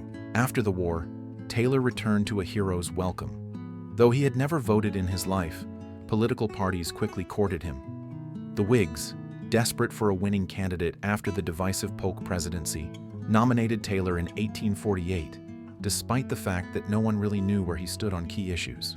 Taylor ran on his personal character, not a platform. The Whigs emphasized his military record and vague support for national unity. His campaign avoided specific policies, allowing both Northerners and Southerners to project their own hopes onto him. He won narrowly, defeating Democrat Lewis Cass and Free Soil candidate Martin Van Buren. Taylor entered office just as the nation was grappling with a crisis over slavery in the territories. The question was simple, but explosive. Should slavery be allowed in the new lands acquired from Mexico? Southerners demanded that slavery be permitted, citing their constitutional right to take property anywhere in the Union. Northerners opposed any expansion, leading to bitter confrontations in Congress. Although Taylor owned slaves himself, he opposed spreading slavery into new territories, not out of abolitionist beliefs, but because he feared it would tear the country apart. He supported allowing California and New Mexico to enter as free states, bypassing the need for divisive federal decisions. This stance stunned his Southern base. Southern politicians were furious with Taylor. He was a slaveholder, yet he refused to defend their interests in Congress. Some Southern leaders, including John C. Calhoun, even began discussing secession. In private, Taylor warned that if any state tried to break from the Union, he would lead the army himself and hang the first traitor he found. His firm stance put him at odds with both Northern abolitionists and Southern firebrands. While Taylor hoped to preserve the Union through compromise, his refusal to bend on core issues left him isolated politically. Meanwhile, a major legislative showdown was brewing. The Compromise of 1850, spearheaded by Henry Clay, aimed to resolve all territorial disputes at once. On July 4, 1850, Taylor attended a long outdoor celebration in Washington, D.C., where he consumed large amounts of raw fruit and iced milk. Within days, he became violently ill. Doctors diagnosed him with acute gastroenteritis, likely caused by contaminated water or food in a city known for poor sanitation. Despite treatment, Taylor died on July 9th, just 16 months into his presidency. His death shocked the nation. Rumors circulated for decades that he had been poisoned by political enemies, though modern tests on his exhumed body found no evidence. His vice president, Millard Fillmore, assumed the presidency and quickly supported the Compromise of 1850, reversing Taylor's resistance. Though he served for just over a year, Taylor left an outsized legacy. He asserted executive independence from party leaders. He stood firm against secession and Southern extremism. He refused to allow slavery to dominate national policy. Some historians believe that had Taylor lived, he might have blocked the Compromise of 1850, delaying the Civil War or hastening it. Others argue that his military mindset made him ill-suited for the nuanced, painful compromises needed to hold the Union together. In death, he became a symbol of what might have been, a president whose strength was in character, not in policy. Taylor died refusing to compromise, but his successor would do the opposite. Millard Fillmore, a little-known New Yorker, would embrace the Compromise of 1850 and sign into law the most hated bill in pre-Civil War history, the Fugitive Slave Act. When Millard Fillmore took office in July 1850, following the sudden death of Zachary Taylor, he stepped into the presidency during one of the most volatile moments in American history. A man of moderation, compromise, and little national fame, Fillmore hoped to calm the storm brewing over slavery and sectional division. But instead of uniting the country, Fillmore's most significant action, his support and enforcement of the Compromise of 1850, especially the Fugitive Slave Act, would spark outrage, resistance, and violence across the North. His efforts to keep the Union together would instead deepen the divide that would soon lead to civil war. This segment explores how Millard Fillmore, a man with no election victory of his own, signed into law the most divisive legislation of the 19th century, and how his presidency marked the point when compromise became national betrayal in the eyes of millions. Millard Fillmore was born in 1800 in a log cabin in the Finger Lakes region of New York, the second of 9 children in a poor farming family. With limited formal education, he apprenticed as a clothmaker before studying law and entering politics. He rose through the ranks of the Whig Party, serving in the House of Representatives and eventually becoming Comptroller of New York State. Known for his moderate views and dry pragmatism, Fillmore was chosen as Zachary Taylor's running mate in 1848 to balance the ticket geographically and ideologically. When Taylor died unexpectedly in 1850, Fillmore, a man most Americans barely knew, suddenly found himself President of the United States. Fillmore took office as Congress was paralyzed over what to do about the massive territory gained from the Mexican-American War. Would these lands allow slavery? If not, would the South leave the Union? The legendary Henry Clay proposed a sweeping compromise. California would enter as a free state. Utah and New Mexico would decide slavery via popular sovereignty. The slave trade would end in Washington, D.C. Texas would give up land claims in exchange for debt relief. A new, powerful fugitive slave law would be enacted to appease the South. Taylor had opposed the deal. Fillmore fully embraced it, using his power and influence to push the compromise through Congress. The Fugitive Slave Act of 1850 was the most controversial component of the compromise.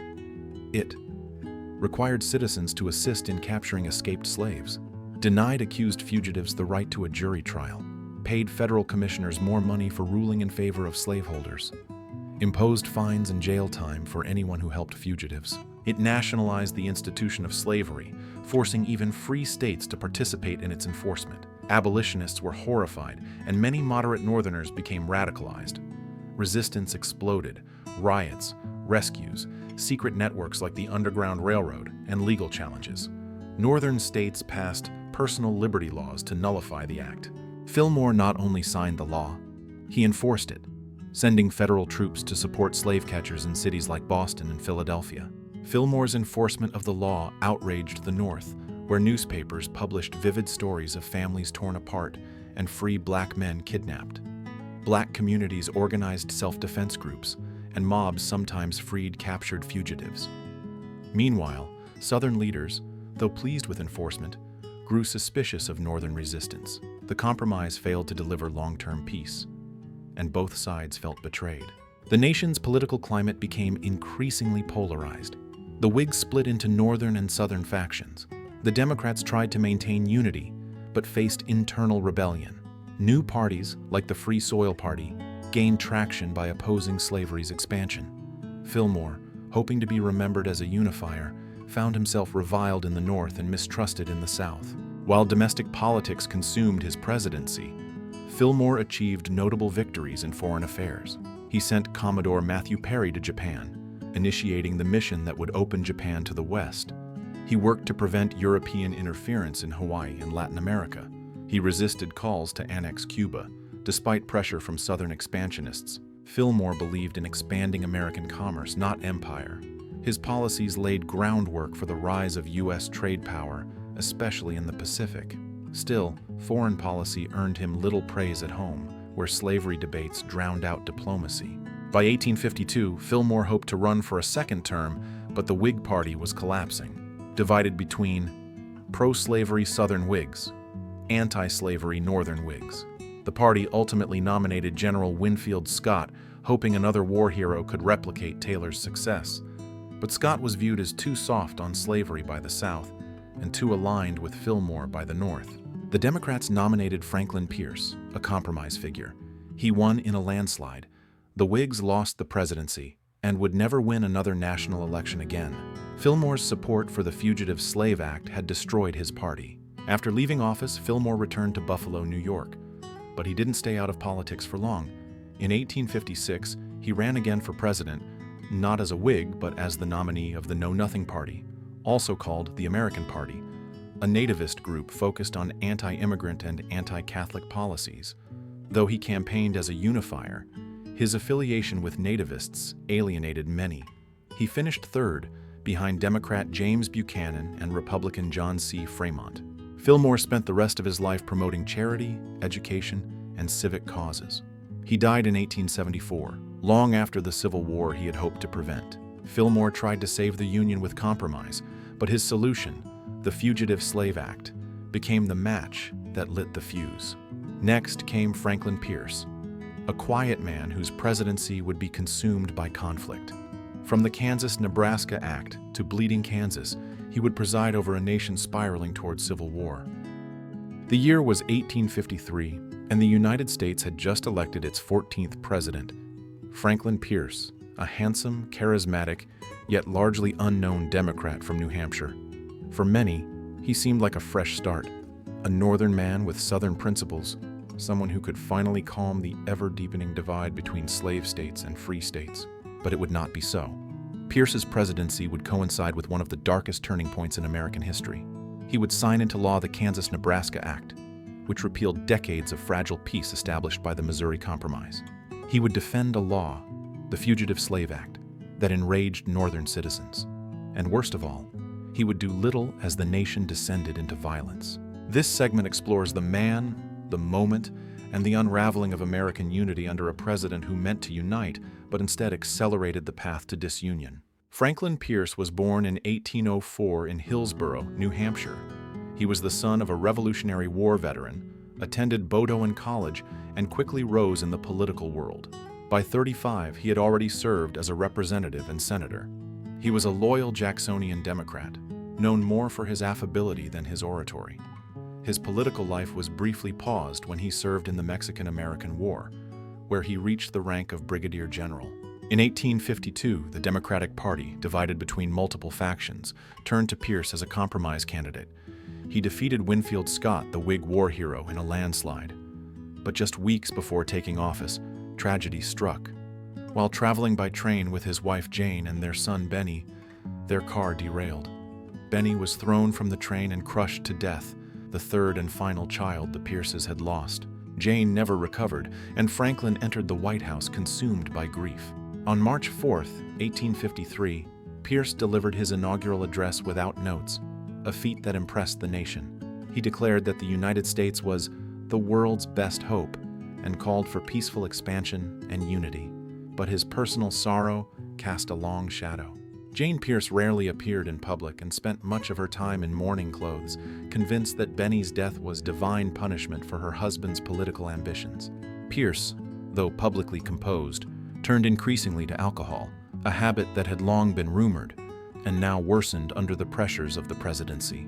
Behind the polished exterior was a deeply broken man, tasked with holding together a breaking nation. In 1854, Pierce signed into law the Kansas-Nebraska Act, proposed by Illinois Senator Stephen A. Douglas. It allowed settlers in the Kansas and Nebraska territories to decide, by popular sovereignty, whether to permit slavery. The law repealed the Missouri Compromise of 1820, which had prohibited slavery north of the 36° 30' line. Suddenly, slavery could now expand into lands long considered off-limits. The reaction was explosive. Northern abolitionists felt betrayed. Southern leaders saw a chance to expand slavery. Moderates watched the center collapse. Pierce fully endorsed the act, believing it upheld democratic choice and states' rights. But critics saw it as a disaster, a green light for chaos and bloodshed. As settlers flooded into Kansas, both pro-slavery and anti-slavery forces clashed violently. Abolitionists from New England and slaveholders from Missouri poured in, each hoping to tip the vote. The result was a guerrilla war. Towns were burned, voters were intimidated, rival governments were formed, innocent people were killed. The most famous episode came in 1856, when radical abolitionist John Brown and his followers murdered 5 pro-slavery men at Pottawatomie Creek. Kansas became known as Bleeding Kansas, a symbol of a nation at war with itself. Pierce, instead of condemning the violence or demanding federal intervention, largely blamed abolitionists and recognized only the pro-slavery government, deepening the North's resentment. In May 1856, Senator Charles Sumner of Massachusetts delivered a fiery speech titled "The Crime Against Kansas," denouncing slavery and insulting Southern senators. Days later, Representative Preston Brooks of South Carolina entered the Senate chamber and beat Sumner nearly to death with a cane. The attack shocked the nation. Northerners were horrified. Southerners celebrated Brooks as a hero. Congressmen began carrying weapons into chambers. Pierce's response was muted. He condemned the violence but did little to heal the divide. To many, the message was clear. Words would now be met with weapons. In 1854, Pierce's administration secretly supported a proposal to purchase Cuba from Spain. When that failed, 3 American diplomats issued the Ostend Manifesto, declaring that if Spain refused, the U.S. should take Cuba by force. The document was leaked, and Northern outrage erupted. Cuba was a slave island, and many feared this was an attempt to expand slavery internationally. Pierce disavowed the manifesto, but the damage was done. His foreign policy, already under fire, now seemed like an extension of Southern slave interests. By 1856, Pierce was deeply unpopular in the North. His party, once a national force, was fracturing. Northern Democrats opposed his enforcement of the Fugitive Slave Act. Southern Democrats believed he hadn't gone far enough. A new party, the Republicans, emerged, built on stopping slavery's expansion.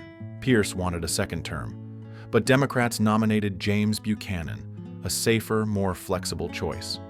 As he left office, Pierce bitterly told a friend, "There's nothing left to do but get drunk." It was a fitting end for a president who had watched the country tear itself apart and had done little to stop it. Franklin Pierce stood by as Kansas burned, Congress brawled, and the country cracked. But what came next was worse. James Buchanan, the only lifelong bachelor to serve as president, would take in all the chaos and do nothing.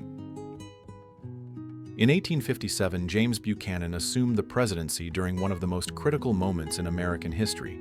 A seasoned diplomat, former senator, and lifelong Democrat, Buchanan came into office with a long resume and an even longer list of political debts. But if America needed a bold, decisive leader, it got the opposite. Buchanan was cautious when he should have acted, passive when he should have intervened, and obsessed with preserving unity even as the Union was collapsing beneath his feet. By the time he left office in 1861, 7 states had seceded, the government was fractured, and civil war was imminent. Many historians today rank him as one of the worst presidents in American history, not because he was corrupt or ignorant, but because he refused to make a stand. This segment explores how James Buchanan, paralyzed by politics and terrified of confrontation, presided over the most disastrous lead-up to civil war America has ever seen. Born in 1791 in Pennsylvania, James Buchanan was a lawyer and veteran of state and national politics. His career included 5 terms in the U.S. House of Representatives, Minister to Russia and the UK, Secretary of State under James K. Polk, U.S. Senator from Pennsylvania. By 1856, Buchanan had been in politics for over 40 years. He was seen as experienced, diplomatic, and non-confrontational, qualities that appealed to a deeply divided Democratic Party. Importantly, he had been abroad during the Kansas-Nebraska crisis, allowing him to maintain a clean reputation. In the 1856 election, he defeated Republican John C. Fremont and former President Millard Fillmore, thanks to strong support from the South and Northern moderates. Just 2 days after Buchanan took office, the Supreme Court issued its decision in the infamous Dred Scott v. Sanford case. The court ruled that Black Americans, free or enslaved, were not U.S. citizens. Congress had no power to ban slavery in the territories. The Missouri Compromise was unconstitutional. Buchanan supported the decision, claiming it would settle the slavery question forever. Instead, it inflamed the nation. Northerners were outraged. Southerners were emboldened.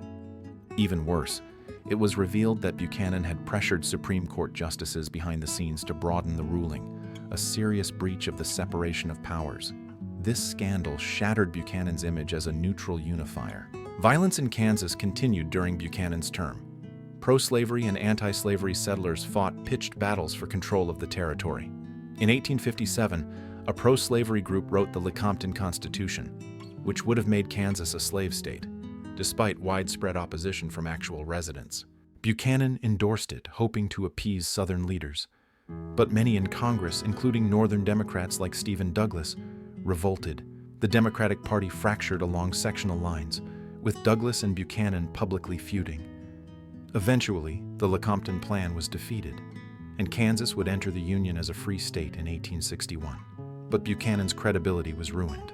In 1857, a financial crisis known as the Panic of 1857 rocked the U.S. economy, triggered by overspeculation in railroads and land, declining international trade, the failure of Ohio's Ohio Life Insurance and Trust Company. Banks collapsed, businesses closed, and unemployment surged, especially in the North. Buchanan did little. He refused federal intervention, claiming the crisis would correct itself. His inaction caused a major backlash, particularly among working-class voters. Republicans seized on the issue, blaming Democratic policies for favoring the South and elite financiers. In October 1859, abolitionist John Brown led a raid on the federal arsenal at Harper's Ferry, Virginia.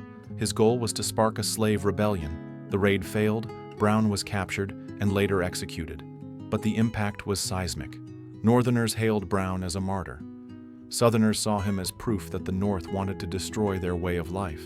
Militias began forming across the South. Buchanan sent federal troops to stop Brown, but failed to address the deeper fears and divisions that the raid revealed.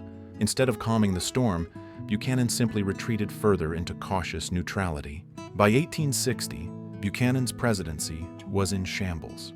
He did not run for re-election, and his party was split in two. Northern Democrats backed Stephen A. Douglas. Southern Democrats backed John C. Breckinridge. The new Republican Party nominated Abraham Lincoln, a moderate who opposed slavery's expansion but not slavery itself. Lincoln won with less than 40% of the popular vote, carrying every northern state but none in the South. Southern leaders responded with outrage and action. South Carolina seceded just weeks later. Between December 1860 and February 1861, 6 more southern states joined South Carolina in seceding: Mississippi, Florida, Alabama, Georgia, Louisiana, and Texas. They formed the Confederate States of America with Jefferson Davis as president. Buchanan's response? He claimed secession was illegal, but also claimed he had no power to stop it. He refused to reinforce federal forts. He pleaded with Congress for compromise, but took no bold action. The nation needed leadership. Buchanan offered paralysis. When Buchanan left office in March 1861, the nation was already breaking apart. Civil war was inevitable, and he had done almost nothing to prevent it. In his final speech, he blamed the North, abolitionists and Republicans, everyone but himself.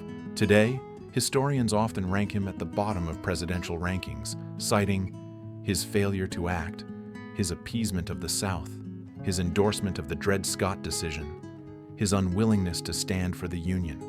His legacy is a cautionary tale of what happens when a leader refuses to lead. After 4 years of indecision and denial, a new leader stepped into the chaos. Abraham Lincoln was untested, unpolished, and unproven, but unlike his predecessor, he would not hesitate. The moment called for action, and Lincoln would answer it with blood, words, and war. On a chilly morning in March 1861, Abraham Lincoln stood on the steps of the U.S. Capitol and addressed a nation in freefall. 7 states had already seceded, forming the Confederate States of America. Armed militias were seizing federal forts. The government was paralyzed, the military scattered, and the American experiment on the brink of collapse. And into this storm walked a man few had expected to rise so far. Lincoln had served just 1 term in Congress, had lost more elections than he'd won, and was hated in much of the South before even taking office. But in the darkest hour of the Republic, Lincoln would prove to be its most determined guardian. This segment explores how Abraham Lincoln took the helm of a crumbling nation, faced down rebellion, rallied public opinion, and began the war not just to preserve the Union, but to redefine the meaning of America itself. Born in 1809 in a log cabin in Kentucky, Abraham Lincoln grew up poor, self-educated, and hardworking. He spent his early life in Indiana and Illinois, splitting rails, studying law, and eventually becoming a small-town lawyer with big ideas. He entered politics as a Whig, opposing the expansion of slavery and championing economic modernization. His debates with Stephen A. Douglas in 1858 brought him national fame, even though he lost that Senate race. In 1860, he was nominated by the Republican Party, which had emerged from the ashes of the Whigs and Free Soilers. Running against divided Democrats, Lincoln won the presidency with just 40% of the popular vote. Not a single Southern state supported him. And before he could even unpack his bags, South Carolina seceded. On March 4, 1861, Lincoln addressed a broken country. In his first inaugural address, he tried to calm fears. "I have no purpose, directly or indirectly, to interfere with the institution of slavery in the states where it exists." He begged the South not to tear the nation apart. "We are not enemies, but friends. The mystic chords of memory will yet swell when again touched by the better angels of our nature." But he also made one thing clear: secession was illegal, and he would not allow it. The union of these states is perpetual. No state, upon its own mere motion, can lawfully get out of the Union. It was a message of peace, but backed by steel. Just over a month into Lincoln's presidency, Confederate forces demanded the surrender of Fort Sumter in Charleston Harbor, still held by Union troops. Lincoln faced a choice: abandon the fort and appear weak, reinforce it, and trigger war. He chose a middle course: send food, not weapons. The Confederacy attacked anyway. On April 12, 1861, cannons opened fire. After 34 hours, the Union garrison surrendered. The Civil War had begun. In response, Lincoln called for 75,000 volunteers to put down the rebellion. 4 more states, Virginia, North Carolina, Tennessee, and Arkansas, seceded. The Union was at war with itself. As commander-in-chief, Lincoln had to build a war machine from scratch. The army was small and scattered. Many officers joined the Confederacy. Congress was inexperienced in war funding. Lincoln used his war powers aggressively, suspended habeas corpus in rebellious states, ordered blockades without congressional approval, expanded the army by executive order. Critics called him a dictator, but Lincoln saw preserving the Union as a cause that justified bold action. "My paramount object in this struggle is to save the Union." Still, he walked a fine line, trying to balance liberty and order during America's greatest crisis. At the war's outset, Lincoln insisted the fight was not about slavery, but about union. But by 1862, it became clear that slavery was the engine behind Southern resistance, and emancipation was becoming a military necessity. On January 1, 1863, Lincoln issued the Emancipation Proclamation, declaring all slaves in Confederate territory forever free. Though it didn't free slaves in border states, it transformed the war's moral purpose, allowed Black Americans to join the Union Army, prevented European powers from aiding the Confederacy. It was one of the boldest acts in presidential history, reshaping the war, the presidency, and the nation itself. In July 1863, Union forces won a crucial victory at Gettysburg, Pennsylvania, the bloodiest battle in American history. Months later, Lincoln traveled to the site to dedicate a national cemetery. His speech was only 2 minutes long, but it became immortal. 7 years ago, government of the people, by the people, for the people, shall not perish from the earth. The Gettysburg Address reframed the war not just as a battle for the Union, but as a fight for democracy itself. It was a second founding moment, casting the Declaration of Independence, not the Constitution, as the nation's guiding document. As the war raged on, Lincoln faced military defeats, political opposition, personal grief, and near constant doubt, but he never gave up. He would win re-election, crush the rebellion, abolish slavery, and then, at the very moment of victory, lose his life. By 1864, the American Civil War had raged for 3 years, claiming hundreds of thousands of lives and scarring the landscape of the United States. In the White House, Abraham Lincoln stood at the center of it all, leading a divided nation through its most catastrophic test. What began as a war to preserve the Union had evolved into a battle over the very soul of America. With each hard-fought battle and bloody casualty list, the war pushed Lincoln deeper into grief and history. In this segment, we follow Lincoln through the final year of the war, his political battles for re-election, his emotional struggle to endure, and his final days as the Union triumphed, only for him to fall to an assassin's bullet. By early 1864, both the Union and Confederacy were exhausted. The North had more soldiers, more money, and more industry, but the South had better generals, strong morale, and defensive advantage. Union generals like McClellan, Burnside, and Hooker had repeatedly failed to win decisive victories. Confederate General Robert E. Lee remained a formidable force in the East. Meanwhile, Lincoln faced political heat. Radical Republicans thought he was too soft on slavery in the South. Democrats, led by former General George B. McClellan, wanted to end the war and negotiate peace. The public was tired of death, taxes, and uncertainty. Lincoln feared he might lose re-election in 1864. Lincoln found his military savior in Ulysses S. Grant, a quiet, aggressive, and relentless general from the West. In 1864, Lincoln appointed Grant General-in-Chief of the Union armies. Grant launched a strategy of total war. He would pin down Lee in Virginia. Meanwhile, General William Tecumseh Sherman would march through Georgia to break the Confederate heartland. Sherman's famous March to the Sea devastated Southern infrastructure, broke morale, and brought war to civilians in a way the South had never experienced before. These campaigns turned the tide. As 1864 began, Lincoln believed he would lose re-election. War weariness, rising death tolls, and political division were overwhelming. But military victories turned the tide. Sherman captured Atlanta in September 1864, just in time to boost public confidence. Lincoln ran under the National Union Party, choosing Andrew Johnson, a Southern Unionist Democrat, as his running mate. His campaign message was simple: finish the war, save the Union, end slavery. He won decisively. 212 electoral votes to McClellan's 21, over 55% of the popular vote. It was a powerful mandate for total victory. With re-election secured, Lincoln pushed for the ultimate legislative victory, a constitutional amendment banning slavery in all U.S. states and territories. The 13th Amendment passed the Senate in 1864, but stalled in the House of Representatives. Lincoln worked tirelessly, offering patronage, making personal appeals, and lobbying moderate Democrats. On January 31, 1865, the House passed the amendment. A just God has granted us a new birth of freedom. Ratified later that year, it abolished slavery permanently, a transformation that Lincoln believed was his true legacy. By spring 1865, the Confederate position was hopeless. Grant had surrounded Lee's army at Petersburg, cutting off supplies and escape routes. On April 9, 1865, Lee surrendered to Grant at Appomattox Courthouse, Virginia. Grant offered generous terms. Officers could keep their sidearms, soldiers their horses. The war was effectively over. Lincoln addressed the nation from the White House balcony. The crowd cheered, but Lincoln was already thinking ahead. Reconstruction, reconciliation, and healing. He never got the chance to begin it. Lincoln entered his second term hopeful but weary. He spoke of malice toward none and charity for all, signaling a peaceful vision for rebuilding the Union.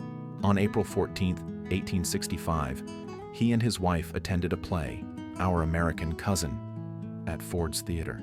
There he was shot in the back of the head by John Wilkes Booth, a Confederate sympathizer and actor. Lincoln died the next morning, the first U.S. president assassinated in office. He became an instant martyr. As his body was transported by train back to Illinois, millions mourned. The nation wept, not just for the man, but for what he might have done. Lincoln had won the war, but the battle for America's future was just beginning. His death left the country in the hands of Andrew Johnson, a Southern Democrat with very different views on freedom, justice, and race.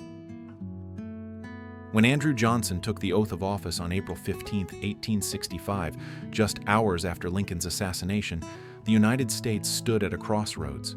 The Union had been saved, slavery abolished, but the South lay in ruins, and 4 million newly freed African Americans stood without rights, land, or protection. As a Southern Democrat who remained loyal to the Union during the Civil War, Johnson seemed, at first, like the ideal man to guide Reconstruction. He could unite the North and South, enforce federal authority, and carry on Lincoln's work of healing the country. But within months, Johnson's presidency spiraled into conflict, controversy, and near impeachment. Instead of building a new America, Johnson became its greatest obstacle, vetoing civil rights laws, siding with former Confederates, and undoing much of what Union soldiers had died for. This segment explores how Andrew Johnson's presidency nearly shattered the fragile post-war peace, and how the struggle over Reconstruction became a battle for the soul of the United States. Born in 1808 in Raleigh, North Carolina, Andrew Johnson grew up in poverty. He never attended school and taught himself to read as a teenager while apprenticing as a tailor. He moved to Tennessee, became a mayor, state legislator, governor, and eventually a U.S. senator. Though a Democrat and slaveholder, he supported the Union during the Civil War, the only Southern senator to do so.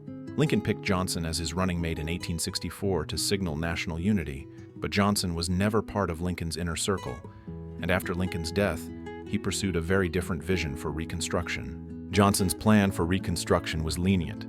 He pardoned thousands of former Confederates, allowed Southern states to rejoin the Union quickly, required only that they ratify the 13th Amendment and swear loyalty.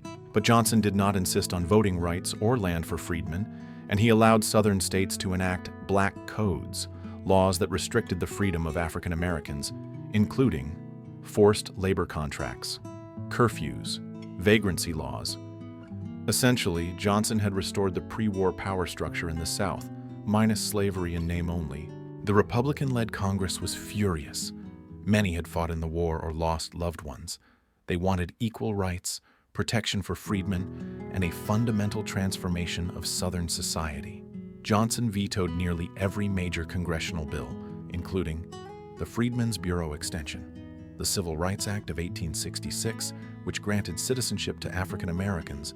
In an unprecedented move, Congress overrode Johnson's vetoes, passing the laws anyway. This was the beginning of radical Reconstruction, led by figures like Thaddeus Stevens and Charles Sumner. It placed the South under military rule and required states to grant black men the right to vote. In response to Johnson's resistance and Southern defiance, Congress proposed the 14th Amendment, which granted citizenship to all persons born in the U.S., including former slaves, guaranteed equal protection under the law, barred former Confederate officials from holding office unless pardoned by Congress. Johnson opposed the amendment. He campaigned against it in the 1866 midterms, traveling the country in what became known as the Swing Around the Circle, a disastrous speaking tour filled with drunken rants and insults. His opposition only strengthened Republican resolve, and the amendment was ratified in 1868. Tensions peaked in 1867 when Congress passed the Tenure of Office Act, restricting Johnson's ability to fire cabinet officials without Senate approval. When Johnson fired Secretary of War Edwin Stanton, a radical Republican ally, Congress impeached him, charging him with violating the law and abusing power. In 1868, the Senate held the first presidential impeachment trial in U.S. history. Johnson survived by just one vote. Though acquitted, he was politically ruined, a lame duck with no party support. The presidency had nearly collapsed under the weight of post-war politics. Johnson did not run for re-election in 1868. He returned to Tennessee, where he later served briefly in the U.S. Senate, the only former president to do so. His legacy remains one of missed opportunity. He vetoed civil rights legislation. He opposed the 14th Amendment. He enabled white supremacy to reassert itself in the South. He undermined Lincoln's vision of a united, free, and equal America.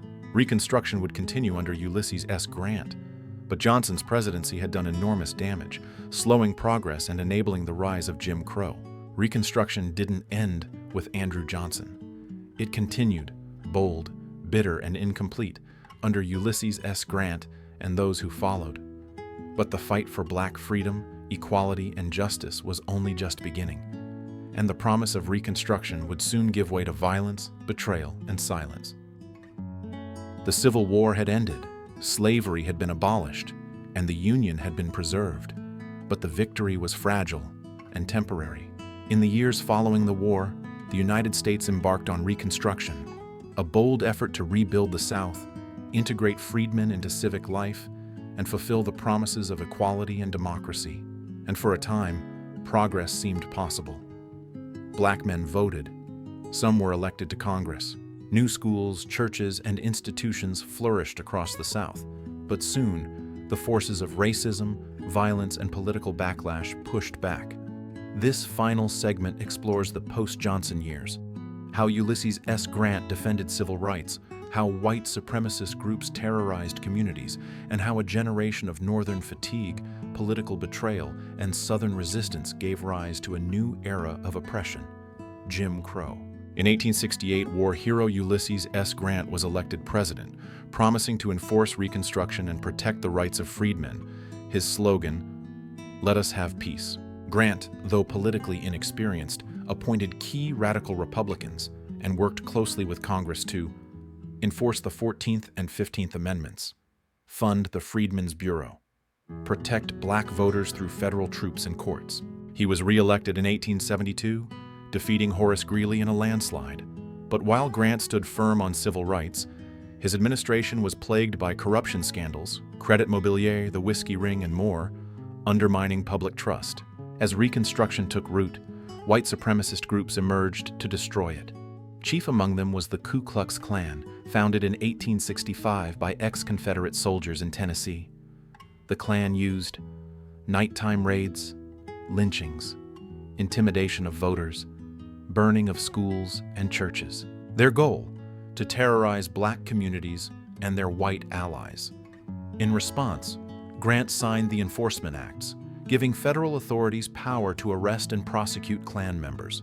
Troops were deployed to southern states, and the Klan was temporarily suppressed. But the resistance had begun, and it would never fully go away.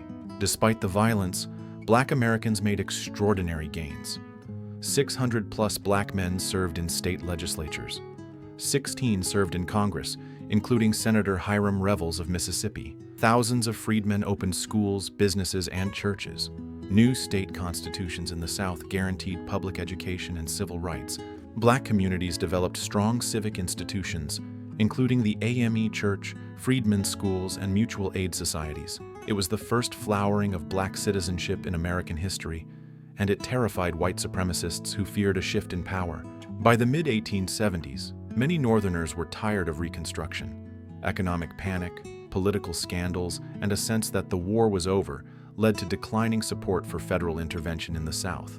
Southern elites pushed the lost cause narrative, portraying the Confederacy as noble, slavery as benign, and Reconstruction as Northern tyranny. They rewrote the war's history in real time. Meanwhile, Redeemer Democrats, white supremacist politicians, began retaking state governments by force, fraud, and voter suppression. Northerners looked away. In the disputed 1876 presidential election, Democrat Samuel Tilden won the popular vote, but electoral results were contested in several southern states. A backroom deal, known as the Compromise of 1877, awarded the presidency to Republican Rutherford B. Hayes in exchange for The withdrawal of federal troops from the South, an end to federal enforcement of Reconstruction laws. With the soldiers gone, Southern states quickly removed black officials from office, stripped black citizens of voting rights, reasserted white supremacy through new laws.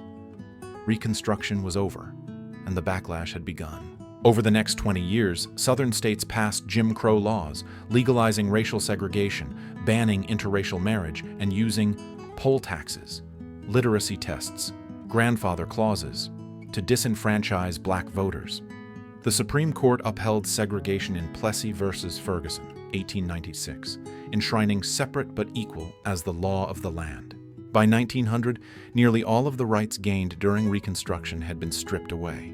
It would take another 60 years of struggle through the civil rights movement to begin reclaiming them. From Washington to Grant, from the Declaration of Independence to the 13th, 14th, and 15th Amendments, America's presidency has always been a mirror of its greatest hopes and its darkest compromises. Reconstruction showed what was possible: liberty, equality, democracy. But it also showed what happens when progress is abandoned. The decisions made by early presidents about war, peace, slavery, justice, and power shaped not just the past, but the present we live in today. The story of the American presidency is not a clean line of greatness. It is a battle of ideas, choices, and consequences. And that story is still being written. Thank you for watching this 2-hour documentary on the entire history of U.S. presidents, scandals, wars, and power. Please like, subscribe, and share this video if it helped you understand history from a new lens. And let us know in the comments, which president surprised you the most?